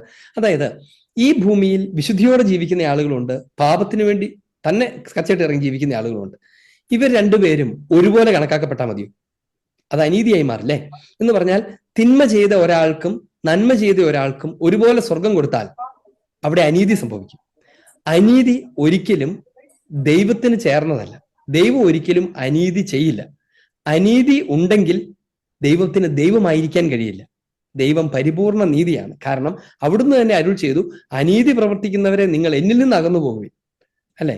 അനീതി പ്രവർത്തിക്കുന്നവരെ പോലും തന്നിൽ നിന്ന് മാറ്റി നിർത്തുമ്പോൾ ഈ ദൈവത്തിന് എങ്ങനെ അനീതി പ്രവർത്തിക്കാൻ പറ്റും? അപ്പൊ അതുകൊണ്ട് നന്മ ചെയ്തവർക്ക് നന്മയും തിന്മ ചെയ്തവർക്ക് അതിന്റെ ശിക്ഷാവിധിയും ഉണ്ടായിരിക്കുക എന്നുള്ളത് സ്വാഭാവിക നീതിയുടെ വിഷയമാണ്. അപ്പൊ അതുകൊണ്ട് അതിന് ഒരിക്കലും വിധിയില്ല എന്ന് പറയരുത്. ഇനി അടുത്ത കാര്യം, കരുണ എന്ന് പറയുന്ന കാര്യവും വിധി എന്ന് പറയുന്ന കാര്യം തമ്മിലുള്ള ബന്ധമാണ്. ഞാൻ പണ്ടൊരിക്കൽ ഒരു പള്ളിയിൽ, വിദേശത്താണ്, പള്ളിയുടെ പുറത്തിറങ്ങി വന്നപ്പം ഒരു മരിച്ചടക്കം കഴിഞ്ഞിട്ട് പുറത്തിറങ്ങി. അപ്പൊ അവിടെ രണ്ട് ഗണം അമ്മച്ചിമാർ കൂടിയിട്ട് ഭയങ്കര ഗുസ്തിയാണ്, ഭയങ്കര വാക്ക് തർക്കം. അപ്പൊ ഞാൻ ചോദിച്ചത് എന്താ സംഭവം എന്നൊക്കെ ചോദിച്ചു. ആ അച്ഛനിങ്ങോട്ട് അച്ഛനായതെന്ന് മറുപടി പറയേണ്ടതെന്ന് പറഞ്ഞവരെന്നെ എപ്പോഴും കൂടി. ഞാൻ ചോദിച്ചപ്പോൾ സംഭവം എന്താണെന്ന് ചോദിച്ചപ്പോൾ ഇതാണ്, ഈ ചേട്ടൻ മരിച്ചടക്ക് ഞാൻ തൊട്ട് മുമ്പ് അടക്കിയ ആ ചേട്ടൻ ആദ്യമായിട്ടും കണ്ടാണ് അത്ര പള്ളിയിൽ വരുന്നത്. ആളുകൾ എടുത്തുകൊണ്ട് വന്നതാ, അല്ലെങ്കിൽ പുള്ളി വരത്തുമില്ലായിരുന്നു. മരിച്ച് പുള്ളിനെ അടക്കി. അപ്പം കുറച്ച് അമ്മച്ചിമാർ പറഞ്ഞു, പള്ളിയിലൊന്നും ഒരിക്കലും വരാത്ത ഇവരൊന്നും സ്വർഗത്തിൽ പോകാൻ പോകുന്നില്ല എന്ന് പറഞ്ഞു. വേറെ അമ്മച്ചിമാർ പറഞ്ഞു, മാർപ്പാപ്പ ഫ്രാൻസിസ് മാർപ്പാപ്പ പറഞ്ഞിട്ടില്ലേ മിസറിക്കോർദിയ, അതുകൊണ്ട് ഉറപ്പായിട്ട് ഇവനോട് കരുണ കാണിക്കും, അവൻ സ്വർഗത്തിൽ പോകുന്നു. ഇവർ തമ്മിൽ മുട്ടൻ തർക്കം നടക്കുമ്പോഴാണ് ഞാൻ ചെല്ലുന്നത്. അപ്പൊ ഞാൻ പറഞ്ഞു, ഞാനിപ്പോൾ ആരുടെ കൂടെ കൂടിയാലും ബാക്കി അമ്മച്ചിമാരെന്നെ വരെ തിരികെ. ഞാൻ പറഞ്ഞു, നിങ്ങൾ ആലോചിച്ചിട്ട് തീരുമാനം എടുക്കുന്ന വെച്ചാൽ തമാശ പറഞ്ഞു. എന്നിട്ട് പിന്നെ ഞാൻ അവരോട് ഇതിനെക്കുറിച്ച് സംസാരിച്ചു. നമ്മൾ ഓർക്കേണ്ട ഒരു കാര്യം എന്നറിയാമോ? ഈ കരുണ എന്ന് പറയുന്നത് എന്താണ് എന്ന് നമ്മൾ അറിയണം. കരുണ എന്ന് പറയുന്നത് ഒരു വ്യക്തിയുടെ മരണത്തിന്റെ അവസാന നിമിഷം വരെ ദൈവം അയാൾക്ക് കൊടുക്കുന്നതാണ് കരുണ. എന്ന് പറഞ്ഞാൽ അനുതപിക്കുന്ന ഒരാൾക്ക് ജീവിച്ചിരിക്കെ ദൈവം നൽകുന്ന ദാനമാണ് കരുണ. എന്ന് പറഞ്ഞാൽ ജീവിച്ചിരിക്കെ എത്ര കൊടിയ പാപം ചെയ്താലും അവൻ മാനസാന്തരപ്പെടുന്നുണ്ടെങ്കിൽ അവൻ അതിന്റെ അവസാന നിമിഷം വരെയും കരുണ ലഭിക്കും. എന്ന് പറഞ്ഞാൽ ഈ ഭൂമിയിൽ നാം കണ്ടുമുട്ടുന്ന ദൈവം കരുണാസമ്പന്നനായ ദൈവമാണ്. എത്ര വലിയ തെറ്റിലാണേലും തള്ളിപ്പറഞ്ഞ പത്രോസിനെയും വേണമെങ്കിൽ ഒറ്റിക്കൊടുത്ത യൂദാസിനെ പോലും വേണമെങ്കിൽ പശ്ചാത്തപിച്ചിരുന്നെങ്കിൽ തിരികെ സ്വീകരിക്കാൻ മനസ്സുള്ള ഈശോയാണ് ഭൂമിയിൽ ജീവിച്ചിരിക്കുന്നവർക്ക് സംലഭ്യനാകുന്ന ഈശോ. ഇനി ഈ കരുണ അവസാനിക്കുന്ന മൊമെന്റിനെയാണ് മരണം എന്ന് വിളിക്കുന്നത്. മരണത്തിന്റെ നിമിഷം മുതൽ അതുവരെ കരുണാസമ്പന്നനായിരുന്ന ദൈവം വിധിയാളനായ ദൈവമായി മാറും, നീതിമാനായ ദൈവമായി മാറും. എന്ന് പറഞ്ഞാൽ ഒരാൾ തൻ്റെ ലൈഫിൽ എടുത്ത ഡിസിഷനെ അപ്രൂവ് ചെയ്യുന്ന ആളായി പിന്നീട് ദൈവം അയാൾക്ക് സംലഭ്യനായിരിക്കും. അപ്പൊ അതുകൊണ്ട് ഒരിക്കലും ഈ മരണശേഷം കർത്താവ് പാവങ്ങളല്ലേ, അന്ന് ഇങ്ങനെയൊക്കെ നടന്നതല്ലേ, നമുക്കിപ്പം അവർക്ക് കൃത്യമായിട്ട് അറിയാനൊന്നും പാടില്ലായിരുന്നല്ലോ, എന്നാന്നൊക്കെ പറഞ്ഞാൽ ആഫ്റ്റർ ഓൾ ഞാനും സ്നേഹമാണെന്നാണല്ലോ എല്ലാവരും പറഞ്ഞിരുന്നത്, ഇനിയിപ്പോൾ ഇതുങ്ങളെ പിടിച്ച് നരകത്തിലൊന്നും വിടണ്ട എന്നൊന്നും ദൈവം വിചാരിക്കില്ല. അതുകൊണ്ട് വിധി നിശ്ചയമായുണ്ട്, കരുണയും നിശ്ചയമായുണ്ട്. കരുണ ഈ ഭൂമിയിലും, വിധി മരണശേഷവും. ഇനി ആ സമയത്ത് വിധിക്കപ്പെടാതിരിക്കാൻ വേണ്ടിയാണ് ആ വിധി മുന്നേ സ്വീകരിക്കാനുള്ള ഒരു അവസരം കർത്താവ് നമുക്ക് തന്നത്. ആ അവസരത്തിന്റെ പേരാണ് പരിശുദ്ധ കുമ്പസാരം.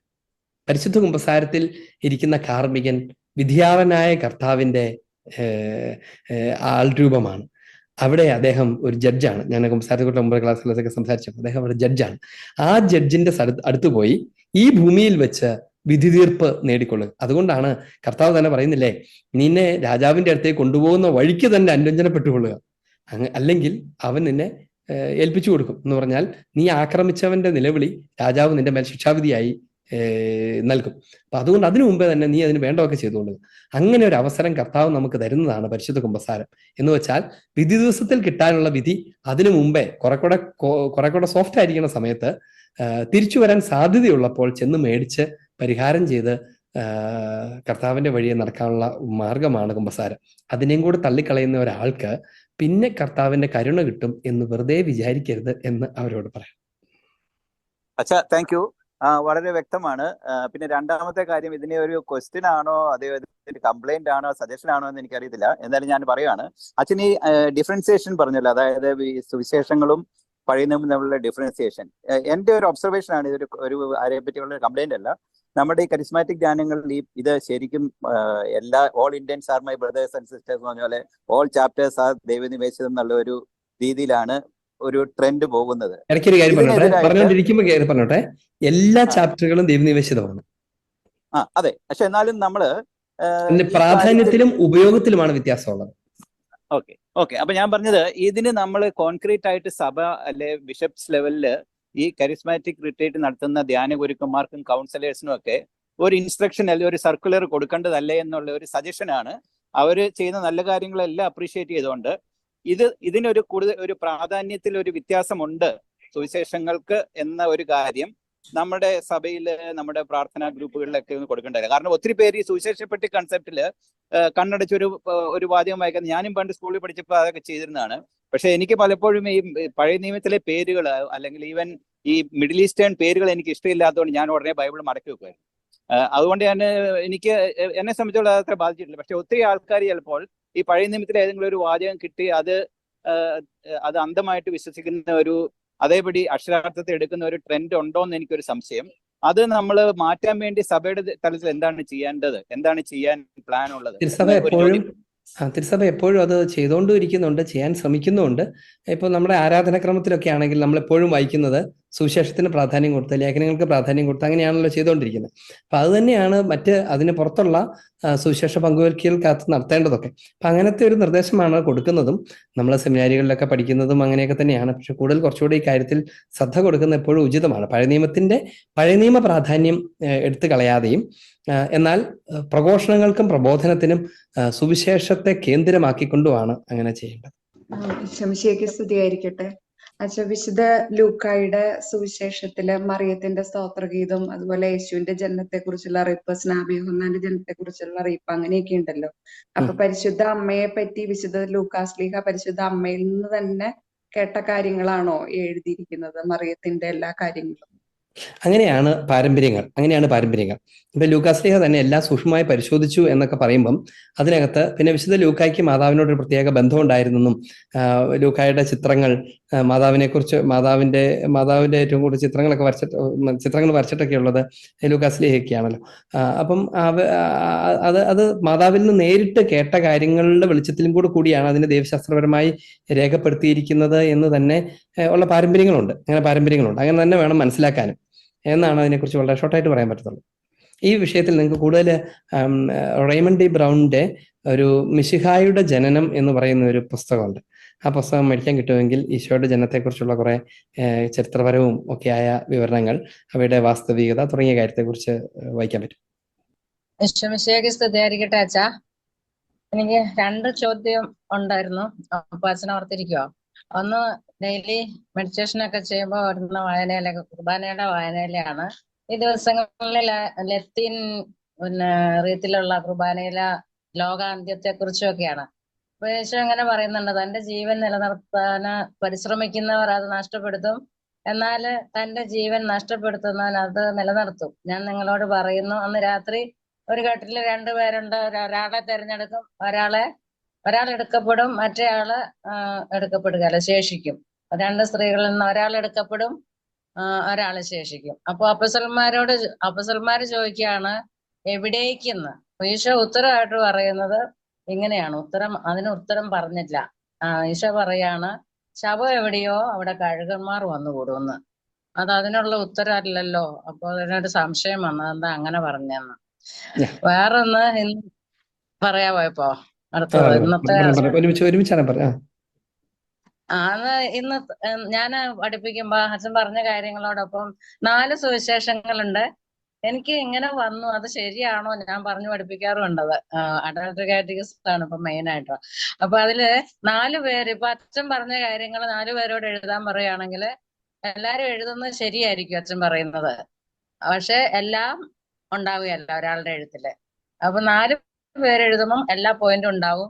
അപ്പോ സുവിശേഷം പൂർത്തിയാകുന്നു എന്നൊരു ധാരണ എനിക്ക് എവിടുന്ന കിട്ടിയെന്നറിയില്ല. അത് ഞാൻ അങ്ങനെ വിശ്വസിക്കുകയും അങ്ങനെ നമുക്ക് തീർത്ത് പറയാൻ പറ്റില്ല. കാരണം കുറച്ചു പേര് വിട്ടുപോകുന്നു എന്നുള്ളതല്ല, ഓരോരുത്തർക്കും അവരവരുടെ ഉദ്ദേശത്തിലുള്ള സുവിശേഷം സമ്പൂർണ്ണമാണ്. അതിന് വ്യത്യാസങ്ങൾ ഇത്രയേ ഉള്ളൂ. അവരുടെ തിയോളജിക്കൽ ഫോക്കസിനനുസരിച്ച് അതിനെ ക്രമീകരിച്ചിരിക്കുന്നു. അവരുടെ റീഡേഴ്സിന് അല്ലെങ്കിൽ അത് കേൾക്കുന്ന സഭയ്ക്ക്, ആ പ്രാദേശിക സഭയുടെ സ്വഭാവത്തിനനുസരിച്ച് ചില കാര്യങ്ങളിലേക്ക് കൂടുതൽ ശ്രദ്ധ കൊടുക്കുന്നു. എന്ന് പറഞ്ഞാൽ ഇപ്പൊ യഹൂദരായ സഭയോട് സംസാരിക്കേണ്ട വിഷയങ്ങൾ അത്രയും ഊന്നലോടുകൂടെ വിജാതീയ സമൂഹത്തോട് സംസാരിക്കേണ്ട കാര്യം ഉണ്ടാവില്ല. അപ്പൊ അങ്ങനെയുള്ള വ്യത്യാസങ്ങളാണ് ഉണ്ടാവുക. അല്ലാതെ 4 പേര് ഓർത്തെടുക്കുന്നതാണെന്ന് നമുക്ക് കളക്ട് ചെയ്ത് ഒരു 5ാമത്തെ ഒരു സുവിശേഷം പെർഫെക്റ്റ് ആയിട്ട് ഉണ്ടാക്കാം എന്ന് കരുതാൻ പറ്റില്ല എന്നുള്ളതാണ് അതിന്റെ കാര്യം.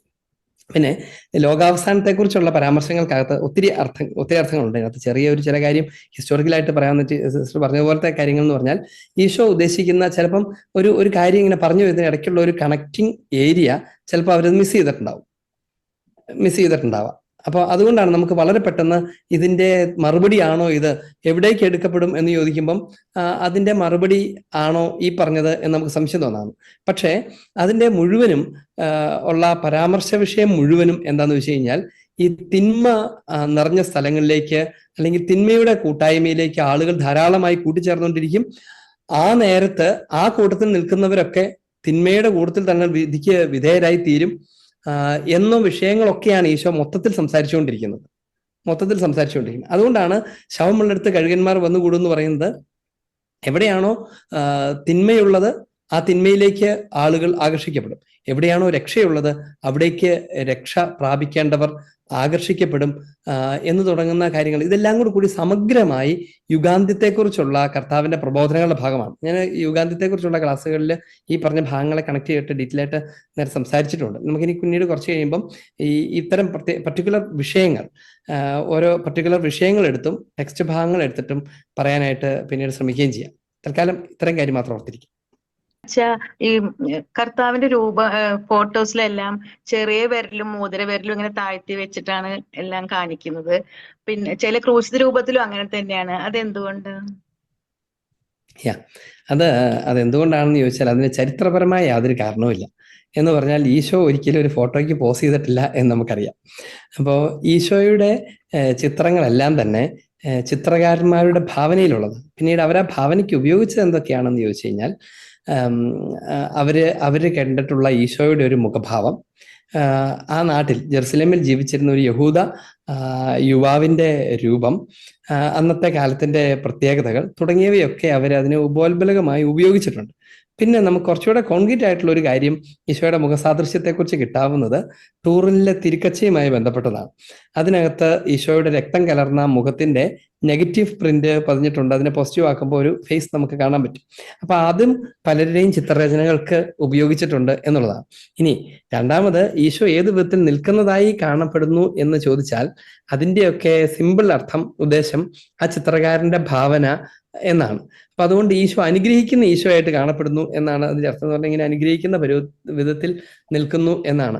ഇനി പലപ്പോഴും ഇതിന്റെ ഒരു ഒറിജിനകത്ത് കുറച്ചൊക്കെ ഈ ഐക്കൺസ് ഉണ്ടായപ്പോൾ, ആദിമ സഭയിൽ മുതൽ ഐക്കൺസ് ഉണ്ട്, ഐക്കണോഗ്രഫി ഒക്കെ ഉണ്ടായിരുന്നു. പ്രത്യേകിച്ച് ഈ ഗ്രീക്ക് ഓർത്തഡോക്സുകാരുടെ ഇടയ്ക്ക് ഐക്കണോഗ്രഫി, അതുപോലെ ബൈസന്റൈൻ ആർട്ടിനകത്തൊക്കെ അത് ഭയങ്കര ശക്തമാണ്. അപ്പൊ അതിനകത്ത് അവരെ ഉദ്ദേശിക്കുന്ന സ്വർഗീയ സ്വഭാവത്തെക്കുറിച്ച് അത് ഇങ്ങനെ പിടിച്ചുകൊണ്ട് ത്രിത്വത്തെ സൂചിപ്പിക്കുന്ന പോലെ ഇങ്ങനെ പിടിച്ചിരിക്കുന്നതായിട്ട് അങ്ങനെ പല വിധത്തിൽ അവതരിപ്പിക്കാറുണ്ട്.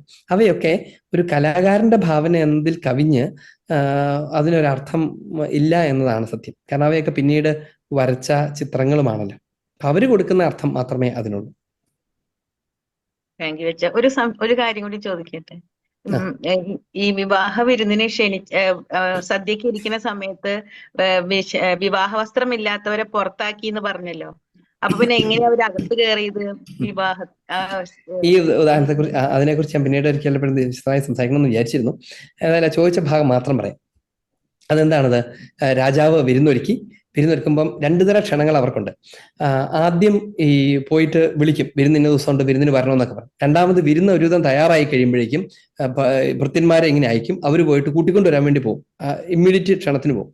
അങ്ങനെ പോകുന്ന സമയത്ത് ഇവരെല്ലാം കൂടി പല വഴിക്ക് പോയി. ചിലര് സ്ഥലം മേടിച്ചതിന്റെ പുറകെ പോയി, ചിലര് ബിസിനസ് ചെയ്യാൻ പോയി, അങ്ങനെയൊക്കെ പോയി. അപ്പൊ രാജാവ് ക്രൂധനായി. രാജാവ് മാത്രമല്ല, ഇവരെ ഈ ചെന്ന ഭൃത്യന്മാരെ പിടിച്ച് അപമാനിക്കുകയും ചിലരെ പിടിച്ച് കൊന്നുകളയുകയൊക്കെ ചെയ്തു.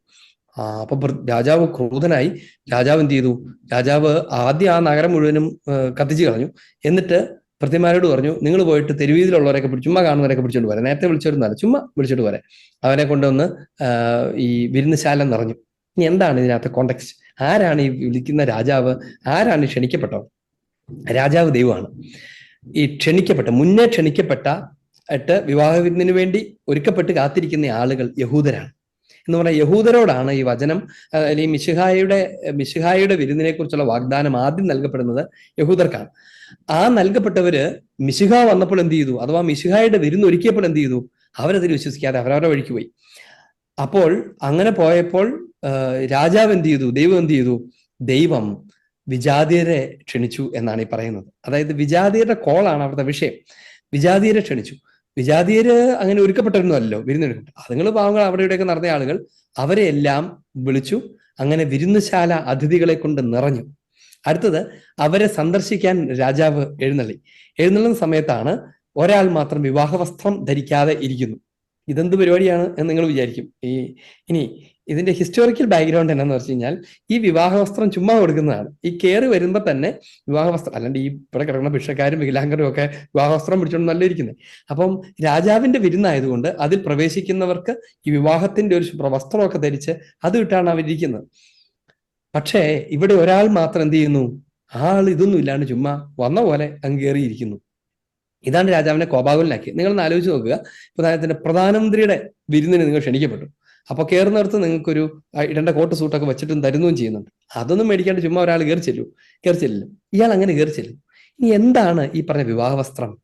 വിവാഹവസ്ത്രം കൃത്യമായ അർത്ഥത്തിൽ പരിശുദ്ധ മാമോദിസയാണ്, മിശിഹായെ ധരിക്കലാണ് അത്. അതായത് തെരഞ്ഞെടുക്കപ്പെട്ടവർ അയോഗ്യരായ ആ വിരുന്നിന്, അതായത് യഹൂദരെ ഉദ്ദേശിക്കുന്നു, അവർ അയോഗ്യരായപ്പോൾ വീണ്ടും വിളിക്കപ്പെട്ട വിജാതിയർ അവരാ വിരുന്നിലേക്ക് പ്രവേശിക്കുകയാണ്. ആ വിരുന്നിലേക്ക് അവർ പ്രവേശിക്കുമ്പം അവർക്ക് പരിശുദ്ധ മാമോദീസ ആവശ്യമുണ്ട് എന്നാണ് അതിന്റെ ഉള്ളർത്ഥം. അവർക്ക് പരിശുദ്ധ മാമോദീസ ആവശ്യമുണ്ട്. ഇനി അതിനകത്ത് ആ മാമോദീസയൊക്കെ അവഗണിച്ച് അതിൽ കയറിയിരിക്കുന്ന ഒരാൾ അതിന് യോഗ്യനല്ല എന്നാണ് അതിന്റെ അർത്ഥം. രാജാവ് സന്ദർശിക്കാൻ വരുമ്പോൾ അവൻ അതിനകത്ത് പ്രൈസ് ഉണ്ടാവില്ല. അവൻ ക്ഷണിക്കപ്പെട്ടു, പക്ഷെ അവൻ ആ ക്ഷണത്തിന് ചേർന്ന പ്രവൃത്തി ചെയ്യാൻ ഉദ്ദേശിക്കുന്നില്ല എന്നാണ് അതിന്റെ അർത്ഥം. അതായത് പ്രവൃത്തി എന്താണ്? മിശിഹായുടെ സഭയോട് ചേരേണ്ട, അതിന്റെ ഭാഗമായി കാണപ്പെടേണ്ട വിധത്തിൽ മിശിഹായെ ധരിക്കുന്ന ആ പ്രവൃത്തി അവൻ ചെയ്യാൻ ഉദ്ദേശിക്കുന്നില്ല. അപ്പൊ അവന്റെ വിളി അവൻ ശിക്ഷാവിധിക്ക് കാരണമായി തീരും എന്നാണ് അതിന്റെ അർത്ഥം. അത്രേ ഉള്ളൂ. വിശേഷിയായിരിക്കട്ടെ. ഞാൻ ചോദിക്കുന്നതേ, നമ്മൾ ബൈബിള് തുടക്കം തൊട്ട് അവസാനം വരെ വായിക്കുമ്പോൾ അതിനകത്ത് ഒത്തിരി റെപ്യൂട്ടേഷൻസ് ഉണ്ട്. വലിയ വലിയ സ്റ്റോറികളൊക്കെ വീണ്ടും വീണ്ടും ഇങ്ങനെ പറയുന്നു. പിന്നെ പുതിയ നിയമത്തിലും ഉണ്ട് അങ്ങനെ. പൗലോസ്ലീഹയുടെ മാനസാന്തരം തന്നെ ഒരു 3-4 പ്രാവശ്യം പറയുന്നുണ്ട്. അപ്പൊ അതൊക്കെ ശരിക്കും ഒഴിവാക്കി കഴിഞ്ഞാൽ ബൈബിൾ ഇത്തിരി ചെറിയൊരു പുസ്തകമായിരുന്നു. അത് വായിക്കാനൊക്കെ ഒത്തിരി ഒരു മോട്ടിവേഷൻ ഉണ്ടാവില്ലേ ചോദിക്കും. പിന്നെ അതിന്റെ ഉദ്ദേശം എന്നാ അങ്ങനെ റിപ്പീറ്റ് ചെയ്യുന്നതിന്റെ? ഈ വിശുദ്ധ ഗ്രന്ഥത്തിനകത്ത് ആവർത്തനങ്ങളുണ്ട്. ചിലപ്പോൾ സംഭവങ്ങളുടെ ആവർത്തനമുണ്ട്. നിയമാവർത്തനം എന്ന് പറയുന്നത് തന്നെ ആവർത്തനമാണ്. അത് ആവർത്തനമാണ്. അപ്പൊ എന്തുകൊണ്ടാണെന്ന് ചോദിച്ചു കഴിഞ്ഞാൽ, ഇവയൊക്കെ വിവിധ സാഹചര്യങ്ങളിൽ രേഖപ്പെടുത്തപ്പെട്ട ഗ്രന്ഥങ്ങളെ സമാഹരിച്ചിരിക്കുന്നതാണല്ലോ ബൈബിളിനകത്ത്. അപ്പൊ അവയ്ക്കൊക്കെ വിവിധ ഫോക്കസുകളുണ്ട്. ഒരു കാര്യം ഒരു സ്ഥലത്ത് പറയുന്ന ഫോക്കസിലല്ല പിന്നീട് പറയുന്നത്. അപ്പൊ അതിന്റെ ഉദ്ദേശവും കോണ്ടെക്സ്റ്റും വേറെയാണ്. അപ്പൊ അതുകൊണ്ടാണ് അവ ആവർത്തിക്കപ്പെടുന്നത്. ഇപ്പൊ ഉദാഹരണത്തിന് എക്സോഡസിനെ കുറിച്ചുള്ള പരാമർശങ്ങൾ അഥവാ പുറപ്പാടിനെ കുറിച്ചുള്ള പരാമർശം പല സ്ഥലത്തുണ്ട്. മോശയെ കുറിച്ചുള്ള വിവരണം ഇഷ്ടം പോലെയുണ്ട്. അപ്പൊ അതങ്ങനെ വരണം എന്നാണ് അതിന്റെ സിമ്പിൾ ആയിട്ടുള്ള ഉത്തരം. ഇനി ഈശോയുടെ സുവിശേഷത്തിനകത്തൊക്കെ, ചെറിയ സുവിശേഷത്തിനാണ്, അതിനകത്ത് പോലും ചിലതൊക്കെ ചുമ്മാ ആവർത്തിക്കുന്നു. ഉദാഹരണത്തിന്, അല്പസമയം കഴിഞ്ഞാൽ നിങ്ങളെ കാണുകയില്ല, വീണ്ടും അല്പസമയം കഴിഞ്ഞാൽ നിങ്ങളെ കാണും. എന്നിട്ട് അടുത്ത വാചകനാണ്, അല്പസമയം കഴിഞ്ഞാൽ നിങ്ങളെ കാണുകയില്ല, വീണ്ടും അല്പസമയം കഴിഞ്ഞാൽ നിങ്ങളെ കാണും എന്ന് പറഞ്ഞതിനെ കുറിച്ച് അവർ ഈശോയോട് ചോദിച്ചു. അപ്പോൾ അവൻ പറഞ്ഞു, അല്പസമയം കഴിഞ്ഞാൽ നിങ്ങളെ കാണും, വീണ്ടും അല്പസമയം കഴിഞ്ഞാൽ കാണുകയില്ല. നമ്മൾ വായിക്കുമ്പോഴേ ഈ കുഞ്ഞു ബൈബിളിനകത്ത്, സുവിശേഷത്തിനകത്ത് ഇത്രയും പ്രാവശ്യം ആവർത്തിണ്ടായി. ആവർത്തനങ്ങൾ പലപ്പോഴും അതിന്റെ വലിയ പ്രാധാന്യത്തെ സൂചിപ്പിക്കാൻ വേണ്ടി ചെയ്യുന്ന ഒരു രചനാശൈലിയാണ്. ചിലത് ആവർത്തിക്കുന്നത് രചനാശൈലിയാണ്. ചിലതൊക്കെ നമ്മളിപ്പോൾ പിള്ളേരെ ചീത്ത പറയാന്ന് വിചാരിച്ചു, ചില വാചകം നമ്മൾ ആവർത്തിച്ച് പറയല്ലേ, അല്ലേ? ചിലത് ആവർത്തിച്ച് പറയും. ആവർത്തിച്ച് പറയുന്നത് അതിന്റെ പ്രാധാന്യത്തെ കൂട്ടാൻ വേണ്ടി. 3 പ്രാവശ്യമൊക്കെ ആവർത്തിച്ച് പറയുന്നത് അത് അതിനുമേൽ പ്രാധാന്യമുണ്ട് എന്ന് പറയുക എന്നുള്ളതാണ് അതിന്റെ ഉദ്ദേശം. അപ്പൊ അതുകൊണ്ട് സുവിശേഷത്തിന്റെ രചനയ്ക്ക് അതിനകത്തൊരു ഇന്റഗ്രിറ്റി ഉണ്ട്. അതിനകത്തൂടെ വികസിക്കുന്ന ഒരു രക്ഷാചരിത്രമുണ്ട്. അതുകൊണ്ട് ഇത് വെറുതെ ഫാക്ട്സ് അറിയാൻ വേണ്ടിയുള്ളൊരു പുസ്തകമല്ല. വെറുതെ സംഭവങ്ങൾ അറിയാൻ വേണ്ടിയിട്ടായിരുന്നെങ്കിൽ ഒരു പ്രാവശ്യം എഴുതി വേറൊരു പ്രാവശ്യം എഴുതേണ്ട ആവശ്യമില്ല എന്ന് പറയാമായിരുന്നു. പകരം അതിനകത്തൂടെ ഇതൾ വിരിയുന്ന ഒരു വിശുദ്ധ ഗ്രന്ഥ രക്ഷാകര ചരിത്രത്തിന്റെ സന്ദേശമുണ്ട്. ആ പശ്ചാത്തലത്തിൽ നിന്നാണ് നമ്മൾ അതിനെ മനസ്സിലാക്കുന്നത്. അല്ലെങ്കിൽ നമുക്ക് വെറുതെ കുറെ സംഭവങ്ങൾ വീണ്ടും വീണ്ടും എഴുതിയതുപോലെ തോന്നാൻ മേലായികയില്ല. അത് ഒത്തിരിയൊന്നും ഇല്ല, കുറച്ചേ ഉള്ളൂ. എന്നാൽ പോലും അതിന്റെ പർപ്പസ് ഈ പറഞ്ഞതുപോലത്തെ കാര്യങ്ങളൊക്കെ. ഈശോ മിശിഹായ്ക്ക് സ്തുതിയായിരിക്കട്ടെ അച്ഛാ. കേൾക്കാം. ഹലോ. സ്വീകരിക്കും ആ, കേൾക്കാം. ഓക്കെ. അച്ഛാ, അച്ഛന് ഈ ക്ലാസ്സിന്റെ ഏതാണ്ട് തുടക്ക സമയത്ത് പറഞ്ഞായിരുന്നു, 7-ാം നൂറ്റാണ്ടില് ആ, എഴുതപ്പെട്ട ഒരു പ്രത്യേക വിഭാഗത്തിന്റെ ഒരു പുസ്തകം. എനിക്കത് ഇവിടെ വെച്ച് ഓപ്പൺ ആയിട്ട് അതിനെപ്പറ്റി പറയാനായിട്ട് പറ്റത്തില്ല, ഞാൻ UAE-ലാണ്. അപ്പോൾ ഇന്നത്തെ ഒരു സാമൂഹിക സാഹചര്യം വെച്ച് നോക്കുമ്പോൾ, ഞാൻ മലങ്കര ചർച്ചിൽ നിന്നാണ്, ഞാൻ മലങ്കരക്കാരനാണ്. അപ്പം സീറോ മലബാർ സഭയായാലും മലങ്കര സഭയായാലും കേരളത്തിലെ ക്രൈസ്തവ സഭകൾ മുഴുവനായാലും നേരിടുന്ന ഒരു സാമൂഹികപരമായിട്ടുള്ള വെല്ലുവിളി എന്ന് പറഞ്ഞു കഴിഞ്ഞാൽ, ആ ഒരു സംഭവം വെച്ചിട്ട് നമ്മളുടെ ആട് അജമോഷണം നടത്തുന്നു എന്നുള്ളത്.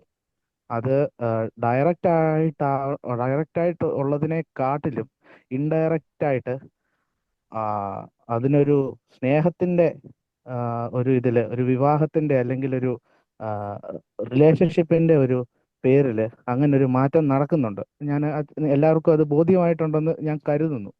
അപ്പോൾ ഞങ്ങൾ മലങ്കര സഭയിൽ, അതിപ്പം മലങ്കരയിലെ ഓർത്തഡോക്സ് ആയാലും യാക്കോബായ ആയാലും മലങ്കര കത്തോലിക്ക സഭയിലായാലും വിശുദ്ധ കുർബാനയിൽ വിശുദ്ധ പൗലോസ്ലീഹായുടെ ലേഖനങ്ങൾ നമ്മൾ വായിക്കാറുണ്ട്, അത് പ്രാധാന്യത്തോടെ. അപ്പം അത് വായിക്കുന്നതിന് മുന്നോടിയായിട്ട് ഞങ്ങളൊരു അവിടെ ഒരു പാട്ട് പാടുന്നുണ്ട്. അത് ഗലാത്തിയ 1:8 ആസ്പദമാക്കിയിട്ടുള്ളതാണ്. അതായത് അതിന്റെ ചുരുക്കം ഞാൻ പറയാം, പാട്ട് മൊത്തത്തിൽ സമയക്കുറവ് കൊണ്ട് ഞാനത് മൊത്തത്തിൽ ഇതാവുന്നില്ല. അതായത് ഞങ്ങള് അറിയിച്ചതിന് ഒഴിച്ചിട്ട് എതിരായി വേറെ മറ്റൊരുവൻ ആരെങ്കിലും വന്നറിയിച്ചാൽ വന്നറിയിച്ചാൽ ദൂതനും അവൻ ഈ സ്വർഗത്തിൽ നിന്നുള്ള എങ്കിൽ വാനവനാണെങ്കിലും മാതൂതൻ താൻ ഏൽക്കും ശപഥൻ ശാപം. ശപഥം അങ്ങനെയാണ് ആ ശാപം. പാട്ട്. പലതരം ഉപദേശങ്ങളഹോ പാരിൽ മുളച്ച് പരക്കുന്നു, ദൈവത്തിന്റെ ഉപദേശത്തിൽ സ്ഥിരമായി നിൽക്കുന്നവൻ ധന്യൻ. അപ്പം ഇത് പൗലോസ്ലീഹ വളരെ ദീർഘവീക്ഷണത്തോടെ ഇങ്ങനൊരു സംഭവം നടക്കുന്നു എന്ന് ദീർഘവീക്ഷണത്തോടെ എഴുതി വെച്ചിട്ടുണ്ട്, നമ്മളെ ഓർമ്മിപ്പിക്കുന്നുണ്ട്. അതുകൊണ്ട് തന്നെയാണ് പൗലോസ്ലീഹായോട് ഇങ്ങനെയുള്ള ആളുകൾക്ക്, ഇങ്ങനെ ആ ഒരു വിഭാഗത്തിലുള്ളവർക്ക് ഒരു കലിപ്പ് വരാനായിട്ട് കാരണം ഭയങ്കര ദേഷ്യമാണ്. അപ്പോഴ് ഈ ഒരു വചനത്തെ ആസ്പദമാക്കിയിട്ട് സീറോ മലബാർ സഭയായാലും മറ്റു സഭകളായാലും ഒരു ആഴത്തിലൊരു പഠനം നടത്തി കഴിഞ്ഞു കഴിഞ്ഞാൽ ഈ ഒരു അങ്ങോട്ടുള്ള ഒരു ഒഴുക്ക് അല്ലെങ്കിൽ നമ്മൾ ഇന്ന് നേരിടുന്ന ഒരു പ്രതിസന്ധി നമുക്കത് കുറയ്ക്കാനായിട്ട് സാധിക്കില്ലേ?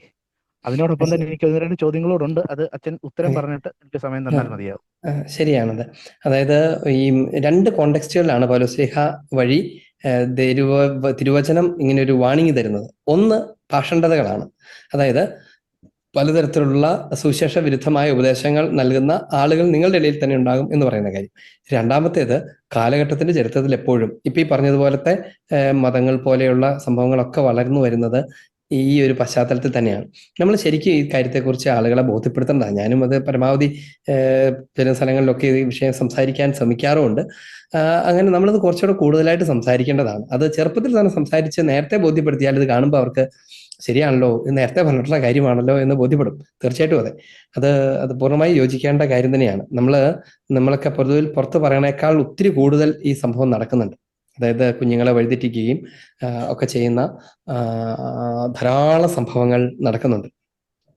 എനിക്ക് പരിചയമുള്ള ഞങ്ങളുടെ രൂപത്തിൽ ഒരാൾ തന്നെ അങ്ങനെ ട്രാപ്പ് ചെയ്യപ്പെട്ട 907 എന്നാണ് കഴിഞ്ഞ ദിവസം കണ്ടു പറഞ്ഞത്, കുട്ടികളെ രക്ഷിച്ചെടുത്ത ഒരാൾ എൻ്റെ അടുത്ത് താമസിക്കുന്നുണ്ട്. നേരിട്ട് പോയിട്ട് ചുമ്മാ കൃത്യമായി അച്ഛൻ ആ വാക്ക് ഉപയോഗിക്കാൻ കേട്ടോ, എല്ലാവരുടെയും മനസ്സിലാവുന്ന ഇതിൽ എനിക്കത് ഉപയോഗിക്കാൻ പറ്റത്തില്ലെന്നേ. ഓക്കെ. അതായത് ഈ ലവ് ജിഹാദ് പോലെയുള്ള കാര്യങ്ങൾക്ക് കുറിച്ചാണ് ഈ പറയുന്നത്. അപ്പം അങ്ങനത്തെ ട്രാപ്പുകളിൽ പെട്ടുപോയിട്ടുള്ള കുട്ടികളെ ചെന്ന് നേരിട്ട് കണ്ട് സംസാരിച്ച് തിരികെ കൊണ്ടുവന്ന് അത് റെക്കോർഡാക്കി, ചുമ്മാ വെറുതെ പറയാനൊന്നുമല്ല, അങ്ങനെ കൃത്യമായി സൂക്ഷിക്കുന്ന ആളുകൾ ഉണ്ട്. അപ്പോൾ കഴിഞ്ഞ ദിവസവും ഞാൻ അങ്ങനെ ഒരാളോട് സംസാരിക്കുകയും കൂടെ ചെയ്തായിരുന്നു. 907 പെൺകുട്ടികളും 9 ആൺകുട്ടികളും അങ്ങനെയാണ്ടാ പറഞ്ഞതെന്ന് എൻ്റെ ഓർമ്മ. നമ്മൾ കരുതുന്നതിനേക്കാളൊക്കെ ഒത്തിരി ഭീകരമാണ് ഇതിന്റെ യാഥാർത്ഥ്യം. നമ്മളെല്ലാവരും ഈ വിഷയത്തിനകത്തേക്ക് ഒത്തിരി ഇറങ്ങേണ്ട. ശരിക്കും നമ്മുടെ ഒരു ഹിസ്റ്റോറിക്കൽ ജീസസിനെയും സുവിശേഷങ്ങളുടെ ചരിത്രപരതയും ഒക്കെ ആവർത്തിച്ച് പഠിപ്പിച്ചാൽ ശരിക്കും നമുക്ക് അതിൻ്റെ കൂടെ നമുക്ക് ഈ സുവിശേഷം തന്നെ തരുന്ന മുന്നറിയിപ്പുകളെ കുറിച്ചുള്ള ഒരു ഓർമ്മപ്പെടുത്തലും കൊടുക്കേണ്ട ആവശ്യമുണ്ട്. ഓക്കെ. അടുത്ത ഒരു സംശയം എന്താണെന്ന് വെച്ച് കഴിഞ്ഞാൽ, അത് ഇവിടെ ഓൾറെഡി ഒരാൾ ചോദിച്ചായിരുന്നു. നമ്മളുടെ യേശുവിന്റെ ചിത്രത്തെ പറ്റി. സത്യത്തിൽ നമ്മളെല്ലാവരും സീറോ മലബാർ സഭയായാലും മലങ്കര സഭയായാലും എല്ലാം കിഴക്കൻ സഭകളാണ്. അപ്പൊ ഈ കിഴക്കൻ സഭകളുടെ ഒരു ഒരു കൺസെപ്റ്റ്, പണ്ട് മുതലുള്ള ഒരു കൺസെപ്റ്റ് അനുസരിച്ച് ഇപ്പം ബൈബിളില് മഗ്ദലന മറിയത്തിന് ആണ് യേശു ആദ്യമായിട്ട് പ്രത്യക്ഷപ്പെടുന്നതെന്നാണ് പറയുന്നത്. അപ്പം മലങ്കര സഭയുടെ ഉയർപ്പ് തിരുനാളുകളിൽ ഒരു പാട്ടുണ്ട് ഇതിനെ ആസ്പദമാക്കിക്കൊണ്ടുള്ളത്. അതായത് വചനത്തിന്റെ തന്നെ ഉള്ളതാണ്. ഞാന് തോട്ടക്കാരൻ തന്നെ, അതായത് ഞാൻ ഉയർത്തെഴുന്നേറ്റവൻ തന്നെ, സ്പർശിക്കരുത് തന്നെ, ഞാൻ പിതൃഭാഗെ പോയില്ല. അതായത് മഗ്ദലന മറിയ 24 മണിക്കൂറും എൻ്റെ ഒരു ഞാൻ മനസ്സിലാക്കിയിടത്തോളം അത് യേശുവിന്റെ ഒപ്പം തന്നെ ഉണ്ടായിരുന്നു. പക്ഷേ മഗ്ദലന മറിയത്തിന് ഉയർത്തെഴുന്നേറ്റിട്ടും യേശുവിനെ തിരിച്ചറിയാൻ കഴിഞ്ഞില്ല. അപ്പോഴ് ആ ഒരു കിഴക്കൻ സഭകളുടെ ഒരു കൺസെപ്റ്റ് ഞാൻ മനസ്സിലാക്കിയിടത്തോളം, അതായത് യേശുവിനെ ഉയർത്തെഴുന്നേറ്റതിന് ശേഷം യേശുവിന് അതുവരെ ഭൂമിയിൽ ഉണ്ടായിരുന്ന മുഖമല്ലായിരുന്നു, അല്ലെങ്കിൽ ഒരു രൂപമല്ലായിരുന്നു എന്നുള്ളതാണ്.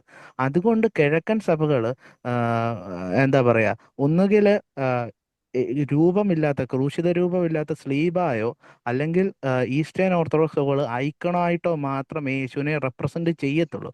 പക്ഷെ നമ്മളുടെ അതായത് കാത്തലിക് ചർച്ചില് ഒരുപാട് എന്താ പറയാ, ഐക്കണേക്കാൾ ഉപരി ഫോട്ടോയും അതിനേക്കാളും ഉപരി ഒരു എന്താ പറയുക രൂപങ്ങളും ഉണ്ടാക്കി അതിനെ ആരാധിക്കുന്നതെന്ന് നമ്മൾ ആരാധിക്കുന്നില്ല, പക്ഷെ ഒരു ബഹുമാനം അതിന് രൂപങ്ങൾ ഉണ്ടാക്കുന്നു എന്നത് ഒരു വാസ്തവമായിട്ടുള്ള കാര്യമാണ്. അപ്പം സീറോ മലബാർ സഭയായാലും മലങ്കര സഭയായാലും അതില് പറഞ്ഞത് ശരിയാണ്. ഈ പറഞ്ഞ ശരിയാണ്. അതായത് രണ്ട് കാര്യങ്ങളുണ്ട്. അത് മഹത്വീകൃത ശരീരത്തിൽ ഉയർപ്പിക്കപ്പെട്ടിരിക്കുന്ന ഈശോയെ നമുക്ക് മാനുഷിക രൂപത്തിൽ അവതരിപ്പിക്കാൻ പറ്റില്ല. അത് സൂചിപ്പിക്കാൻ വേണ്ടി, കാരണം അവിടുത്തെ സ്വർഗീയ രഹസ്യങ്ങളെ കൂടെ സൂചിപ്പിക്കാൻ വേണ്ടിയാണ് ഒന്നുകിൽ ഐക്കണായിട്ട് അവതരിപ്പിക്കുന്നത്, അല്ലെങ്കിൽ ഉദ്ധിതന്റെ പ്രതീകങ്ങൾ ഉപയോഗിക്കുന്ന കുരിശുരൂപങ്ങൾ ഒക്കെ ഉപയോഗിക്കുന്നത്. ഇനി അതോടൊപ്പം തന്നെ ആദിമസഭയിൽ ആദിമ കാലഘട്ടങ്ങൾ മുതൽ ലോകത്തിലെ വിവിധ സ്ഥലങ്ങളിൽ ഈശോയെ കുറിച്ചുള്ള ചിത്രങ്ങൾ വരയ്ക്കുകയും ഒക്കെ ചെയ്തിട്ടുണ്ട്. ഇത് രണ്ടിനെയും തെറ്റെന്ന് പറയാൻ പറ്റില്ല. കൂടുതൽ ഉചിതം ഏതാന്ന് ചോദിച്ചാൽ ഐക്കണുകൾക്ക് കൂടുതൽ വിശദമായ ഒരു ദൈവശാസ്ത്രം അവതരിപ്പിക്കാൻ പറ്റുമെങ്കിൽ അത് കൂടുതൽ മനോഹരമാണ്, കൂടുതൽ ഉചിതമാണ് എന്ന് കരുതി ഒരു ആർട്ടിസ്റ്റ് ഈശോയെ വരയ്ക്കുന്നതിനെ അത് മനോഹരമായിട്ടല്ല എങ്കിൽ, എന്ന് പറഞ്ഞാൽ ഇപ്പൊ കോമാളിയായിട്ടൊക്കെ വരയ്ക്കുന്നതിനല്ല ഞാൻ പറഞ്ഞത്, സതുദ്ദേശത്തോടു കൂടെ നന്നായി വരയ്ക്കുന്ന, ഇപ്പൊ ഉദാഹരണത്തിന് ഈശോ പ്രസംഗിച്ചുകൊണ്ടിരിക്കുന്ന ഈശോയെ വരയ്ക്കുന്നു, ആ ചിത്രം അതൊരു ലിറ്റർജിക്കൽ കോണ്ടെക്സ്റ്റിൽ ഉപയോഗിക്കരുതെന്ന് മാത്രമേ ഉള്ളൂ. ലിറ്റർജിക്കൽ കോണ്ടെക്സ്റ്റിൽ ഉപയോഗിക്കാൻ എപ്പോഴും നല്ലത് പ്രതീകാത്മകമാണ്.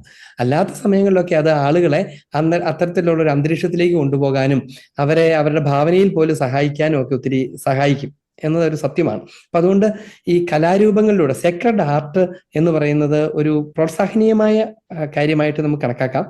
പക്ഷെ അതിനകത്തുള്ള പ്രോബ്ലംസിനെയൊക്കെ ഒന്ന് കൺട്രോൾ ചെയ്തുകൊണ്ടിരിക്കാനും കൂടെ എന്തെങ്കിലും സംവിധാനങ്ങൾ ഉണ്ടായിരിക്കണം എന്ന് മാത്രമേ ഉള്ളൂ. ഇപ്പൊ ഇനിയുള്ള കാലത്ത് ഇത് ഭയങ്കര ശക്തമാകും. AI ആർട്ട് വന്നതോടുകൂടെ ഈശോയെ ഏത് വിധത്തിലും വേണമെങ്കിലും അവതരിപ്പിക്കാവുന്ന സാധ്യതയുണ്ട്. മനോഹരമായിട്ടൊക്കെ ഉപയോഗിക്കാൻ നല്ലതാണ്. ഞാനാണെങ്കിൽ തന്നെ എൻ്റെ ഇവിടെ കുട്ടികളുടെ ക്ലാസ്സിൽ പുസ്തകവുമായിരിക്കുന്ന ഈശോയുടെ പടമൊക്കെ വെച്ചിട്ടുണ്ട്. അപ്പൊ അത് ആ ഒരു അർത്ഥത്തിലാണ്. അതൊരിക്കലും പള്ളിയിൽ വെക്കാൻ കൊള്ളാവുന്നതല്ലല്ലോ. ഈശോ ശരിയായിട്ട് അച്ഛൻ ആദ്യം പറഞ്ഞ ഒരു ചോദ്യത്തിന്റെ ഉത്തരത്തിനെ ബന്ധപ്പെടുത്തിയാണ് ഞാൻ എൻ്റെ ഒരു ചോദ്യം ചോദിക്കാൻ വിചാരിച്ചത്. പലപ്പോഴും നിരീശ്വരവാദികളിൽ നിന്ന് വരുന്ന ഒരു ക്വസ്റ്റ്യൻ ആയതുകൊണ്ടാണ് അത് ചോദിക്കണമെന്ന് വിചാരിച്ചത്. ഇപ്പം അച്ഛൻ വിധിയെക്കുറിച്ച് പറഞ്ഞു, അതായത് ഇപ്പം വിധിയും കരുണയും സ്നേഹത്തെ കുറിച്ചൊക്കെ പറഞ്ഞ കൂട്ടത്തിൽ വിധിയും വിധിക്കുന്നവനാണെന്നൊക്കെ പറഞ്ഞു.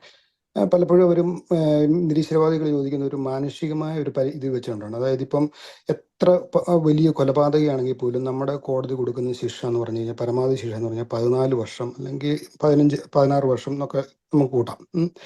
പക്ഷേ നമ്മുടെ ഈ ശിക്ഷ എന്ന് പറഞ്ഞ ഒരു എറ്റേണൽ ശിക്ഷയാണല്ലോ. അന്നേരം നമ്മുടെ ഈ ലോകത്തിൽ നമ്മൾ ചെയ്യുന്ന ചെറിയ പാപങ്ങളെ ഒരു ഇറ്റേണൽ ശിക്ഷയായിട്ട് ദൈവം നൽകുമോ എന്നുള്ളൊരു ചോദ്യം വരുന്നുണ്ട്. അതിനെ എങ്ങനെയാണ് അഡ്രസ് ചെയ്യുന്നത്?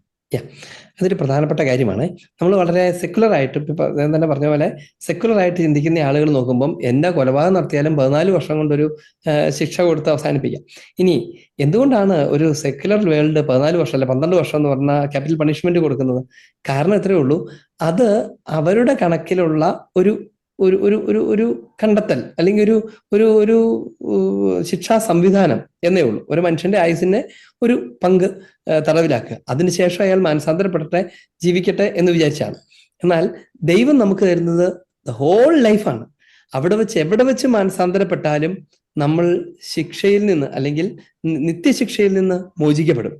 അത്രയും വലിയ കരുണ വേറെ സ്ഥലത്തും ഇല്ലല്ലോ. എന്ന് പറഞ്ഞാൽ സിവിൽ കോടതികൾ ഒരാൾ മാനസാന്തരപ്പെട്ട ഒരാളെ ഒരിക്കലും വെറുതെ വിടാറില്ല, ശിക്ഷയില്ല എന്നില്ല. അപ്പൊ അത് വെച്ച് കമ്പയർ ചെയ്താൽ മറുവശത്ത് നോക്കിയാൽ കർത്താവ് കാണിക്കുന്ന കരുണ ആനന്ദമായ കരുണയാണ്. എന്ന് പറഞ്ഞാൽ എത്ര വലിയ പാപിയും മാനസാന്തരപ്പെടാനുള്ള സാധ്യതയുണ്ട്. പക്ഷേ എന്തുകൊണ്ടാണ് അതിനുശേഷമുള്ള ശിക്ഷ നിലനിൽക്കുന്നതെന്ന് ചോദിച്ചാൽ, ഈ ആൾ ഇങ്ങനെ ഭൂമിയിൽ ടെമ്പറലായിട്ടുള്ള ഒരു ഭൂമിയിൽ ജീവിച്ചുകൊണ്ടിരിക്കുന്നു, സമയബന്ധിതമായ ഒരു കാലഘട്ടത്തിൽ ജീവിച്ചുകൊണ്ടിരിക്കുന്നു. മരണം എന്ന് പറഞ്ഞ നിമിഷത്തിൽ അയാൾ നിത്യതയിലേക്ക് പ്രവേശിക്കുന്നു. നിത്യതയിൽ എപ്പോഴും ഇപ്പോഴാണ്, നിത്യതയിൽ എപ്പോഴും ഇപ്പോഴാണ്. സമയമുള്ള കാലത്ത് എന്റെ പ്രത്യേകത, ഈ സമയം കഴിഞ്ഞാൽ അടുത്ത സമയം വരും, അത് കഴിഞ്ഞാൽ അടുത്ത സമയം വരും. എന്നാൽ നിത്യത എന്ന് പറയുന്നത് the past and future are united in the present, അതിനെയാണ് നിത്യത എന്ന് പറയുന്നത്. അപ്പൊ നിത്യത എപ്പോഴും സ്ഥിരമായ ഒരു അവസ്ഥയാണ്, പൂർണ്ണതയുടെ അവസ്ഥയാണ്, അതിൽ കവിഞ്ഞിനിയൊന്നും ഉണ്ടാകാനില്ലാത്ത കൂടാനില്ലാത്ത ഒരു അവസ്ഥയാണ്. അപ്പൊ നോക്കിക്കേ, ടെമ്പറിലുള്ള കാലത്ത്, അതായത് ടൈം, ഇന്ന് കഴിഞ്ഞ് നാളെ, അത് കഴിഞ്ഞ് നാളെ എന്നുള്ള കാലത്ത് നമുക്ക് വേണമെങ്കിൽ ഒരു മാനസാന്തരത്തിൽ നിന്ന് അയാളെ അടുത്ത നാളെ പുതിയൊരാളാക്കി മാറ്റാം. എന്നാൽ അതിനുശേഷം കർത്താവ് തന്നെ വാൺ ചെയ്യുകയാണ്, അതിനുശേഷം നീ നിത്യതയിലേക്കാണ് പ്രവേശിക്കുന്നത്. ഇവിടെ മാത്രമേ ഈ ടെമ്പോ ഉള്ളൂ, നമ്മൾ നിത്യതയിലേക്കാണ് പ്രവേശിക്കുന്നത്. ആ നിത്യതയിൽ പ്രവേശിക്കുന്ന ഒരാൾ നിത്യതയുടെ പ്രത്യേകതയിലായിരിക്കും. നിത്യതയുടെ പ്രത്യേകത, ആ നിത്യതയിൽ നീ ശിക്ഷാവിധിയിലാണെങ്കിൽ നീ നിത്യശിക്ഷാവിധിയിലാണ്, നിത്യതയിൽ നീ സ്വർഗത്തിലാണെങ്കിൽ നിത്യമായി സ്വർഗത്തിലാണ്. കാരണം അത് തീർന്നിട്ട് അടുത്ത മൊമെന്റ് എന്ന് പറയാനുള്ള ഒരു സമയം പോലും അവിടെ ഇല്ല. സമയത്തിന്റെ ഞാൻ പറഞ്ഞ കുറച്ച് കോംപ്ലക്സ് ആയിട്ടാണെന്ന് എനിക്ക് അറിഞ്ഞുകൂടാ. ഏതായാലും സമയത്തിന്റെ ഒരു സാധ്യത പോലും ഇല്ലാത്ത സ്ഥിതിക്ക് അവിടെ കുറച്ച് നാൾ കഴിഞ്ഞ് തിരിച്ചു വരിക എന്ന് പറഞ്ഞാൽ, നാള്, കഴിഞ്ഞ്, മുൻപ്, പിന്നീട് എന്ന് തുടങ്ങുന്ന വാക്കുകൾക്ക് പോലും അവിടെ പ്രസക്തി ഇല്ലാണ്ടാവും.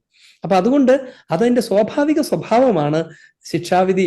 മരണശേഷം ഒരാൾ പ്രവേശിക്കുന്ന നിത്യജീവനിൽ അയാൾ എവിടെയോ അവർ തന്നെ ആയിരിക്കുക എന്ന് പറയുന്നത്. പക്ഷെ കർത്താവ് അതിനെക്കുറിച്ച് കൃത്യമായി വാണിംഗ് കൊടുക്കുന്നുണ്ട്, ഒരുക്കൽ നടത്തുന്നുണ്ട്.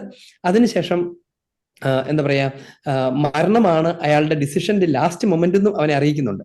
മരിക്കുന്നവരെ എനിക്ക് ദൈവം വേണ്ട എന്ന് പറഞ്ഞു പോകുന്ന ഒരാൾ പിന്നെ അയാൾ പ്രവേശിക്കുന്ന നിത്യതയിൽ ആളുടെ ഹിതത്തിന് ദൈവം തന്നെ തുറന്നു വിട്ടിരിക്കുകയാണ് എന്നതാണ് അതിന്റെ കാര്യം. അപ്പൊ അതുകൊണ്ട് ഇതൊരു അനിവാര്യതയും കൂടിയാണ്. നിത്യതയുടെ ലോകത്തിലെല്ലാം നിത്യമായിരിക്കും, ടെമ്പറൽ ലോകത്തിൽ തിരിച്ചു വരാനുള്ള സാധ്യത ദൈവം ഇട്ടിട്ടുമുണ്ട് എന്ന് വേണം ഷോർട്ടായിട്ട് പറയാൻ.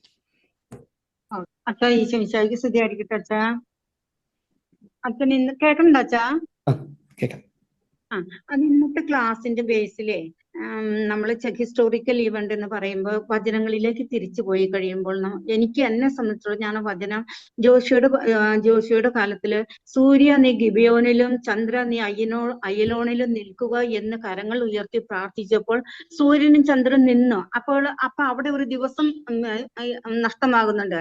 ഇത് ചരിത്രകാരന്മാര്, ഞാൻ എവിടെയോ ദിവസത്തിൽ വായിച്ചതാണ്, ചരിത്രകാരന്മാർ ഈ ഒരു ദിവസത്തിന്റെ ലോസ് അന്വേഷിച്ച് കണ്ടെത്തിയത് നമ്മുടെ സുവിശേഷ ബൈബിളിലാണെന്ന് പറയുന്നുണ്ടല്ലോ അച്ഛാ. ഈ ജോഷിയുടെ കാലത്തിലായിരുന്നു പറയുന്നത്. ഞാൻ കേട്ടതാണ്, അത് ഞാൻ സ്ഥിരീകരിക്കാൻ വേണ്ടിയിട്ടാണ് അച്ഛനോട് ചോദിക്കുന്നത്. നല്ല ചോദ്യം. അതായത് ഒന്നാമത്, ബൈബിളിൽ പറയുന്ന വാക്കുകളുടെ അർത്ഥങ്ങൾ ശാസ്ത്ര പുസ്തകങ്ങൾ കൊണ്ട് സ്ഥിരീകരിക്കാൻ പറ്റില്ല. കാരണം അവ ശാസ്ത്ര ഗ്രന്ഥങ്ങളല്ല, പകരം തിയോളജിക്കൽ ഗ്രന്ഥങ്ങളാണ്. അതുകൊണ്ട് തന്നെ വളരെ തീർത്തും സയന്റിസ്റ്റിക് ആയിട്ടുള്ള ആളുകൾ അവരുടെ എഴുതുന്ന പുസ്തകങ്ങളൊക്കെ ഉണ്ട്. ഇതുപോലെ എന്ന് പറഞ്ഞാൽ അവർക്ക് ദൈവശാസ്ത്ര പരിജ്ഞാനമില്ല, ബൈബിളിനെ വല്ലാതെ സ്ഥിരീകരിക്കാനുള്ള ഭയങ്കര ദാഹം കൊണ്ടോ. പ്രൊട്ടസ്റ്റന്റുകാരാണ് കൂടുതൽ ചെയ്യാറുള്ളത്. ചിലപ്പം നിരീശ്വരവാദികളായ ആളുകൾ പോലും അങ്ങനെ ചെയ്യാറുണ്ട്. ചിലപ്പോൾ സയൻസിനെയും വിശുദ്ധ ഗ്രന്ഥത്തെയും ഇങ്ങനെയാണ് സംയോജിപ്പിക്കേണ്ടതെന്ന് വിചാരിച്ചുകൊണ്ട് എഴുതുന്ന ആളുകളുണ്ട്.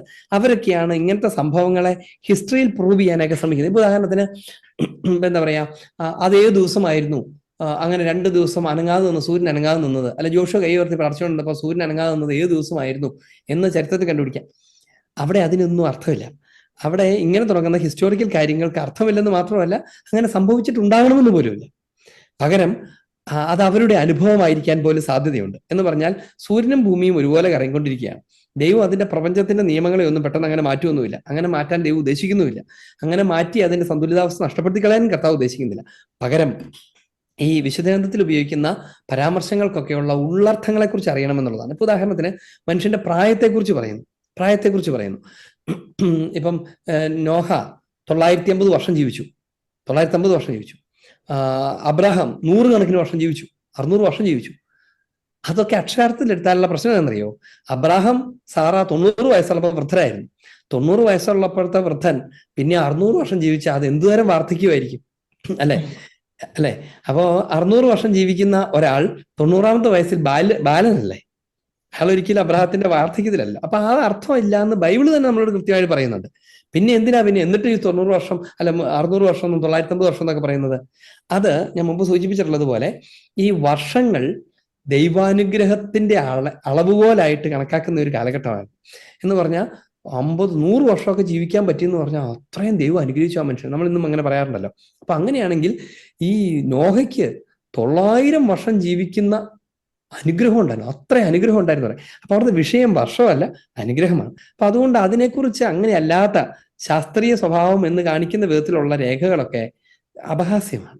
അത് ബൈബിളിന്റെ മഹത്വത്തെ കുറച്ച് കാണിക്കുകയുള്ളൂ. അവയൊന്നും ഉപയോഗിച്ചൊരിക്കലും നമ്മൾ ബൈബിളിനെ കുറിച്ച്, ബൈബിളിന്റെ ആധികാരികതയെക്കുറിച്ച്, ശക്തിയെക്കുറിച്ചൊന്നും പറയാൻ ഉപയോഗിക്കാൻ പാടില്ല. അതൊക്കെ ബൈബിളിനെ ബെലിറ്റിൽ ചെയ്യും. അതിനെ വിശുദ്ധ ഗ്രന്ഥത്തിന്റെ ചൈതന്യത്തിൽ നിന്ന്, ഇപ്പൊ ഉദാഹരണത്തിന് ഒരാൾ എഴുതിയ കവിത ഉപയോഗിച്ചുകൊണ്ട് മാത്തമാറ്റിക്സ് പഠിപ്പിക്കാൻ തുടങ്ങി എങ്ങനെ ഉണ്ടാവും? ഒരാളുടെ കവിത ഉപയോഗിച്ചിട്ട് മാത്തമാറ്റിക്സ് പഠിപ്പിക്കാൻ തുടങ്ങി, അത് ആ കവിതയെ അവമാനിക്കുന്നതിന് തുല്യമാണ്. അതുകൊണ്ട് സുവിശേഷത്തിന്റെ ഭാഗങ്ങളെ, വിശുദ്ധഗ്രന്ഥത്തിന്റെ ഭാഗങ്ങളെ എടുത്ത് അതിനകത്ത് സയൻസ്, ഉദാഹരണത്തിന് ഇപ്പം ചില ഇപ്പൊ ഈ പറഞ്ഞ നമ്മൾ മുമ്പ് പറഞ്ഞ 700 വർഷങ്ങൾക്ക് ശേഷം ഉണ്ടായ ഒരു മതമൊക്കെ ചെയ്യുന്നത് പോലെ അതിനകത്ത് അവരുടെ ഗ്രന്ഥത്തിൽ പറയുന്നതൊക്കെ സയൻസിലുണ്ട്, നോക്കിക്കേ എന്ന് പറഞ്ഞ് അവരുടെ ഗ്രന്ഥത്തിന്റെ മഹത്വത്തെ കാണിക്കാനായിട്ട് ശ്രമിക്കുന്നത് അപഹാസ്യമാണ്. ശരിക്കും അതിനുവേണ്ടിയുള്ളതല്ലല്ലോ അത് എന്നാണ് നമ്മൾ മനസ്സിലാക്കേണ്ടത്. അച്ഛാ, ഈശോ മിശിഹായ്ക്ക് സ്തുതിയായിരിക്കട്ടെ. അച്ഛൻ, ഞാൻ ചോദിക്കുന്നതിൽ എന്തെങ്കിലും തെറ്റുണ്ടെങ്കിൽ ക്ഷമിക്കണം. സുവിശേഷം തന്നെയാണല്ലോ ഈശോ എന്ന് അച്ഛൻ പറഞ്ഞല്ലോ. അപ്പൊ കുർബാനയിലെ സുവിശേഷം മാത്രം വായിച്ചാൽ പോരെ? ഒത്തിരിയേറെ പ്രാർത്ഥനകളൊക്കെ ചേർക്കേണ്ട ആവശ്യകതയുണ്ടോ? അതിനെ കുറിച്ചൊന്ന് പറഞ്ഞു തരാമോ? അതായത് സുവിശേഷമാണ് ഈശോ എന്ന് കരുതി വേറെ ഒന്നും വേണ്ട എന്നർത്ഥമില്ലല്ലോ. എന്ന് പറഞ്ഞാൽ ഇപ്പം ഈശോ അവിടെ ഉണ്ടായിരുന്നു എന്നുള്ളത് കൊണ്ട് ഈശോ പ്രാർത്ഥിക്കേണ്ട ആവശ്യമില്ല എന്നില്ലോ. ആ ഈശോ തന്നെയും പ്രാർത്ഥിക്കുന്നില്ലേ? ഈശോ തന്നെയും പ്രാർത്ഥിക്കുന്നു, ഈശോയുടെ സ്ലീഹന്മാരും പ്രാർത്ഥിക്കുന്നു. ഒരു വിശുദ്ധ കുർബാനയിൽ എന്താ സംഭവിക്കുന്നതെന്നാണ് ഞാൻ പറയാൻ പോകുന്നത്. വിശുദ്ധ കുർബാനയിൽ പുനരനുഭവിക്കപ്പെടുന്നത് മിശിഹായെ സമ്പൂർണമായിട്ടാണ്. അതായത് അവിടുത്തെ മനുഷ്യാവതാരം, രക്ഷാചരിത്രം, വാഗ്ദാനം, മനുഷ്യാവതാരം, ഈശോയുടെ ജീവിതം, അവിടുത്തെ പ്രവൃത്തികൾ, അവിടുത്തെ പീഡാസഹന, കുരിശുമരണ, ഉത്ഥാനങ്ങൾ, മഹത്വീകരണം, സഭയുടെ സ്വർഗീയ പ്രവേശം വരെയുള്ള ദൈവിക രഹസ്യങ്ങളാണ് ഒരുമിച്ച് ആഘോഷിക്കുകയാണ് വിശുദ്ധ കുർബാനയിൽ സംഭവിക്കുന്നത്. ചുമ്മാ ഒരു ബൈബിൾ വായനയല്ല, ദൈവിക രഹസ്യങ്ങളുടെ ആഘോഷമാണ്. അപ്പൊ നമ്മൾ മനുഷ്യരായിരിക്കുന്നത് കൊണ്ട് ഈ ഭൂമിയിൽ വെച്ച് ആ ചരിത്രത്തിൽ തന്നെ സംഭവിച്ച ആ രഹസ്യങ്ങളെ സ്വർഗീയമായി അനുഭവിക്കുന്നു. അപ്പൊ അതിന്റെ മാനുഷിക സ്വഭാവം അതിനകത്തുണ്ട്, അതിന്റെ സ്വർഗീയ ആരാധനയും അതിനകത്തുണ്ട്. അപ്പൊ ആ സ്വർഗീയ ആരാധനയാണ് ശരിക്കും വിശുദ്ധ കുർബാന. ഒരു ബൈബിൾ വായിക്കൽ മാത്രമല്ല, സ്വർഗീയ ആരാധനയാണ്. ആ ആരാധനയുടെ ഭാഗമാണ് വിശുദ്ധ കുർബാനയും വിശുദ്ധ കുർബാനയിലെ സുവിശേഷ വായനയും.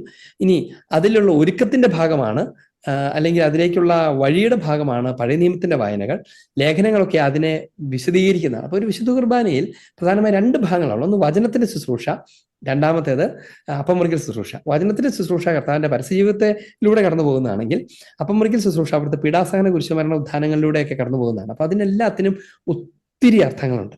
ഒത്തിരി അർത്ഥങ്ങളുള്ള വളരെ റിച്ച് ആയിട്ടുള്ള ഒരു മഹാരഹസ്യമാണ് വിശുദ്ധ കുർബാനയും സഭയുടെ കൂദാശകളൊക്കെ. അപ്പൊ അത് ഞാൻ ഒറ്റ വാക്കിൽ പറഞ്ഞ് അവസാനിപ്പിക്കുന്നത് തീർത്തും ബാലിശവും ശുഷ്കവുമായി പോകും എന്ന് ഓർമ്മിച്ചുകൊണ്ടാണ് ഞാനിത് പറഞ്ഞത്. എന്നാലും ബേസിക് ആയിട്ട് കാര്യം മാത്രമെങ്കിലും ഓർത്ത് വയ്ക്കുക. തുടർന്ന് കുറച്ച് കൂദാശകളെ കുറിച്ചുള്ള പഠനങ്ങളൊക്കെ സഭ തന്നെ കൂദാശാധിഷ്ഠിതമായ കാറ്റഗേസിന്റെ പുസ്തകങ്ങളൊക്കെ പബ്ലിഷ് ചെയ്തിട്ടുണ്ട്. അപ്പോൾ അതൊക്കെ ഒന്ന് വായിക്കാനൊക്കെ ശ്രമിച്ചാൽ നമുക്ക് ഒത്തിരി സഹായകരമാകും എന്നാണ് അതിനെക്കുറിച്ച് ഷോർട്ടായിട്ട് പറയാം. ഓക്കെ അച്ഛാ, ഒരു സംശയം കൂടി ചോദിച്ചോട്ടെ. സുവിശേഷത്തിൽ 4 സുവിശേഷങ്ങളാണല്ലോ ഉള്ളത്. അപ്പൊ ഈ മറ്റ് ലേഖന ഭാഗങ്ങളൊക്കെ സുവിശേഷമായിട്ട് ചേർക്കാത്ത എന്തുകൊണ്ടാണ് അതിന്റെ കാരണം? സുവിശേഷമായിട്ട് ചേർക്കാത്തത് എങ്ങനെ ചേർക്കാത്തതാണ്? സുവിശേഷം വിളിക്കാത്തതോ? അത് രണ്ടും 2 ലക്ഷ്യത്തിലുള്ളതായിരുന്നതുകൊണ്ടാണ്. അതായത് സുവിശേഷം ഈശോയെ നേരിട്ട് അവതരിപ്പിക്കുമ്പോൾ ലേഖനങ്ങൾ ഉണ്ടായത് എങ്ങനെയാണെന്നറിയാമോ? അത് കർത്താവിന്റെ ഉത്ഥാനത്തിന് ശേഷം സഭകൾ വളർന്നു. അപ്പോൾ സഭകൾക്ക് എഴുതിയ കത്തുകളാണ് അവ. ഇപ്പൊ പൗലോസ്ലീഹ കൊറിന്തോസിലെ സഭയ്ക്ക് എഴുതിയ ലേഖനം എന്ന് പറഞ്ഞാൽ കൊറിന്തോസിലെ സഭയ്ക്ക് അവരുടെ തലവനായിരിക്കുന്ന മെത്രാനായിരിക്കുന്ന പൗലോസ്ലീഹ ചിലപ്പോൾ അവിടെ ഉള്ളപ്പോഴോ അല്ലെ ദൂരെ മറ്റൊരു സഭയിൽ ശുശ്രൂഷ ചെയ്തുകൊണ്ടിരിക്കുമ്പോഴോ അയക്കുന്ന കത്തുകളാണ്. ആ കത്തുകൾക്കകത്ത് അവർ എഴുതി ചോദിച്ച ചോദ്യങ്ങളുടെ ഉത്തരങ്ങളുണ്ട്, അവർക്കുള്ള മാർഗനിർദ്ദേശങ്ങളുണ്ട്, സുവിശേഷത്തിന്റെ വ്യാഖ്യാനങ്ങളുണ്ട്. ഇന്നത്തെ ഇടയലേഖനങ്ങളുടെ ആദ്യത്തെ രൂപമാണ് അവ. അപ്പൊ അതുകൊണ്ട് അവ സുവിശേഷമല്ല, സുവിശേഷത്തിന്റെ വ്യാഖ്യാനങ്ങളാണ്. പിതാവിന്റെയും പുത്രന്റെയും പരിശുദ്ധാത്മാവിന്റെയും നാമത്തിൽ ആമേൻ. കർത്താവായ ഈശോയെ, അങ്ങയുടെ മനുഷ്യാവതാരത്തെ, പരസ്യജീവിതത്തെ ഉത്ഥാനത്തെ ഒക്കെ ഞങ്ങൾക്ക് ദൃശ്യമായി സംലഭ്യമാക്കുന്ന സുവിശേഷങ്ങളെ ഓർത്ത്, പുതിയ നിയമത്തെ ഓർത്ത് ഞങ്ങൾ അങ്ങേ ആരാധിക്കുന്നു. കർത്താവെ, ഞങ്ങളുടെ ജീവന്റെ വചനങ്ങളാണ് അവയിലുള്ളത്. അങ്ങയുടെ വചനമാണ് നിത്യജീവൻ എന്ന് ഞങ്ങൾക്കറിയാം. ഞങ്ങളുടെ നിത്യജീവന്റെ ആധാരം അവിടുത്തെ വചനമാണ്. അവിടുത്തെ വചനം പരിശുദ്ധ സഭയിൽ എഴുതപ്പെടാത്ത രൂപത്തിൽ നിലനിൽക്കുന്നു. അവ തെരഞ്ഞെടുക്കപ്പെട്ട് എഴുതപ്പെട്ട രൂപത്തിൽ വിശുദ്ധ ഗ്രന്ഥങ്ങളിൽ നിലനിൽക്കുന്നു. കർത്താവായ ഈശോയെ, അങ്ങ് അഭിഷേകം ചെയ്ത് പ്രചോദിപ്പിച്ച് ജ്വലിപ്പിച്ച വിശുദ്ധ ഗ്രന്ഥകാരന്മാരിലൂടെ തെറ്റുകൂടാതെ അങ്ങ് ആഗ്രഹിച്ചതും മുഴുവനായും പൂർണ്ണമായും തെറ്റുകൂടാതെ രേഖപ്പെടുത്താൻ അവിടുന്ന് അവരെ അനുഗ്രഹിച്ചു. കർത്താവെ, യുഗാന്ത്യം വരെ അങ്ങയുടെ സുവിശേഷം ഈ ലോകത്തിൽ പ്രഘോഷിക്കപ്പെടും. ആ പ്രഘോഷണത്തിന്റെ ശ്രദ്ധയുള്ള പങ്കുകാരാകാൻ ഞങ്ങളെ ഓരോരുത്തരെയും അനുഗ്രഹിക്കുകയും ചെയ്യണമേ. കർത്താവായ ഈശോ നമ്മെ ഓരോരുത്തരെയും ആശീർവദിക്കട്ടെ, ഇപ്പോഴും എപ്പോഴും എന്നേക്കും. ആമേൻ. ഈശോ മിശിഹായ്ക്ക് സ്തുതിയായിരിക്കട്ടെ.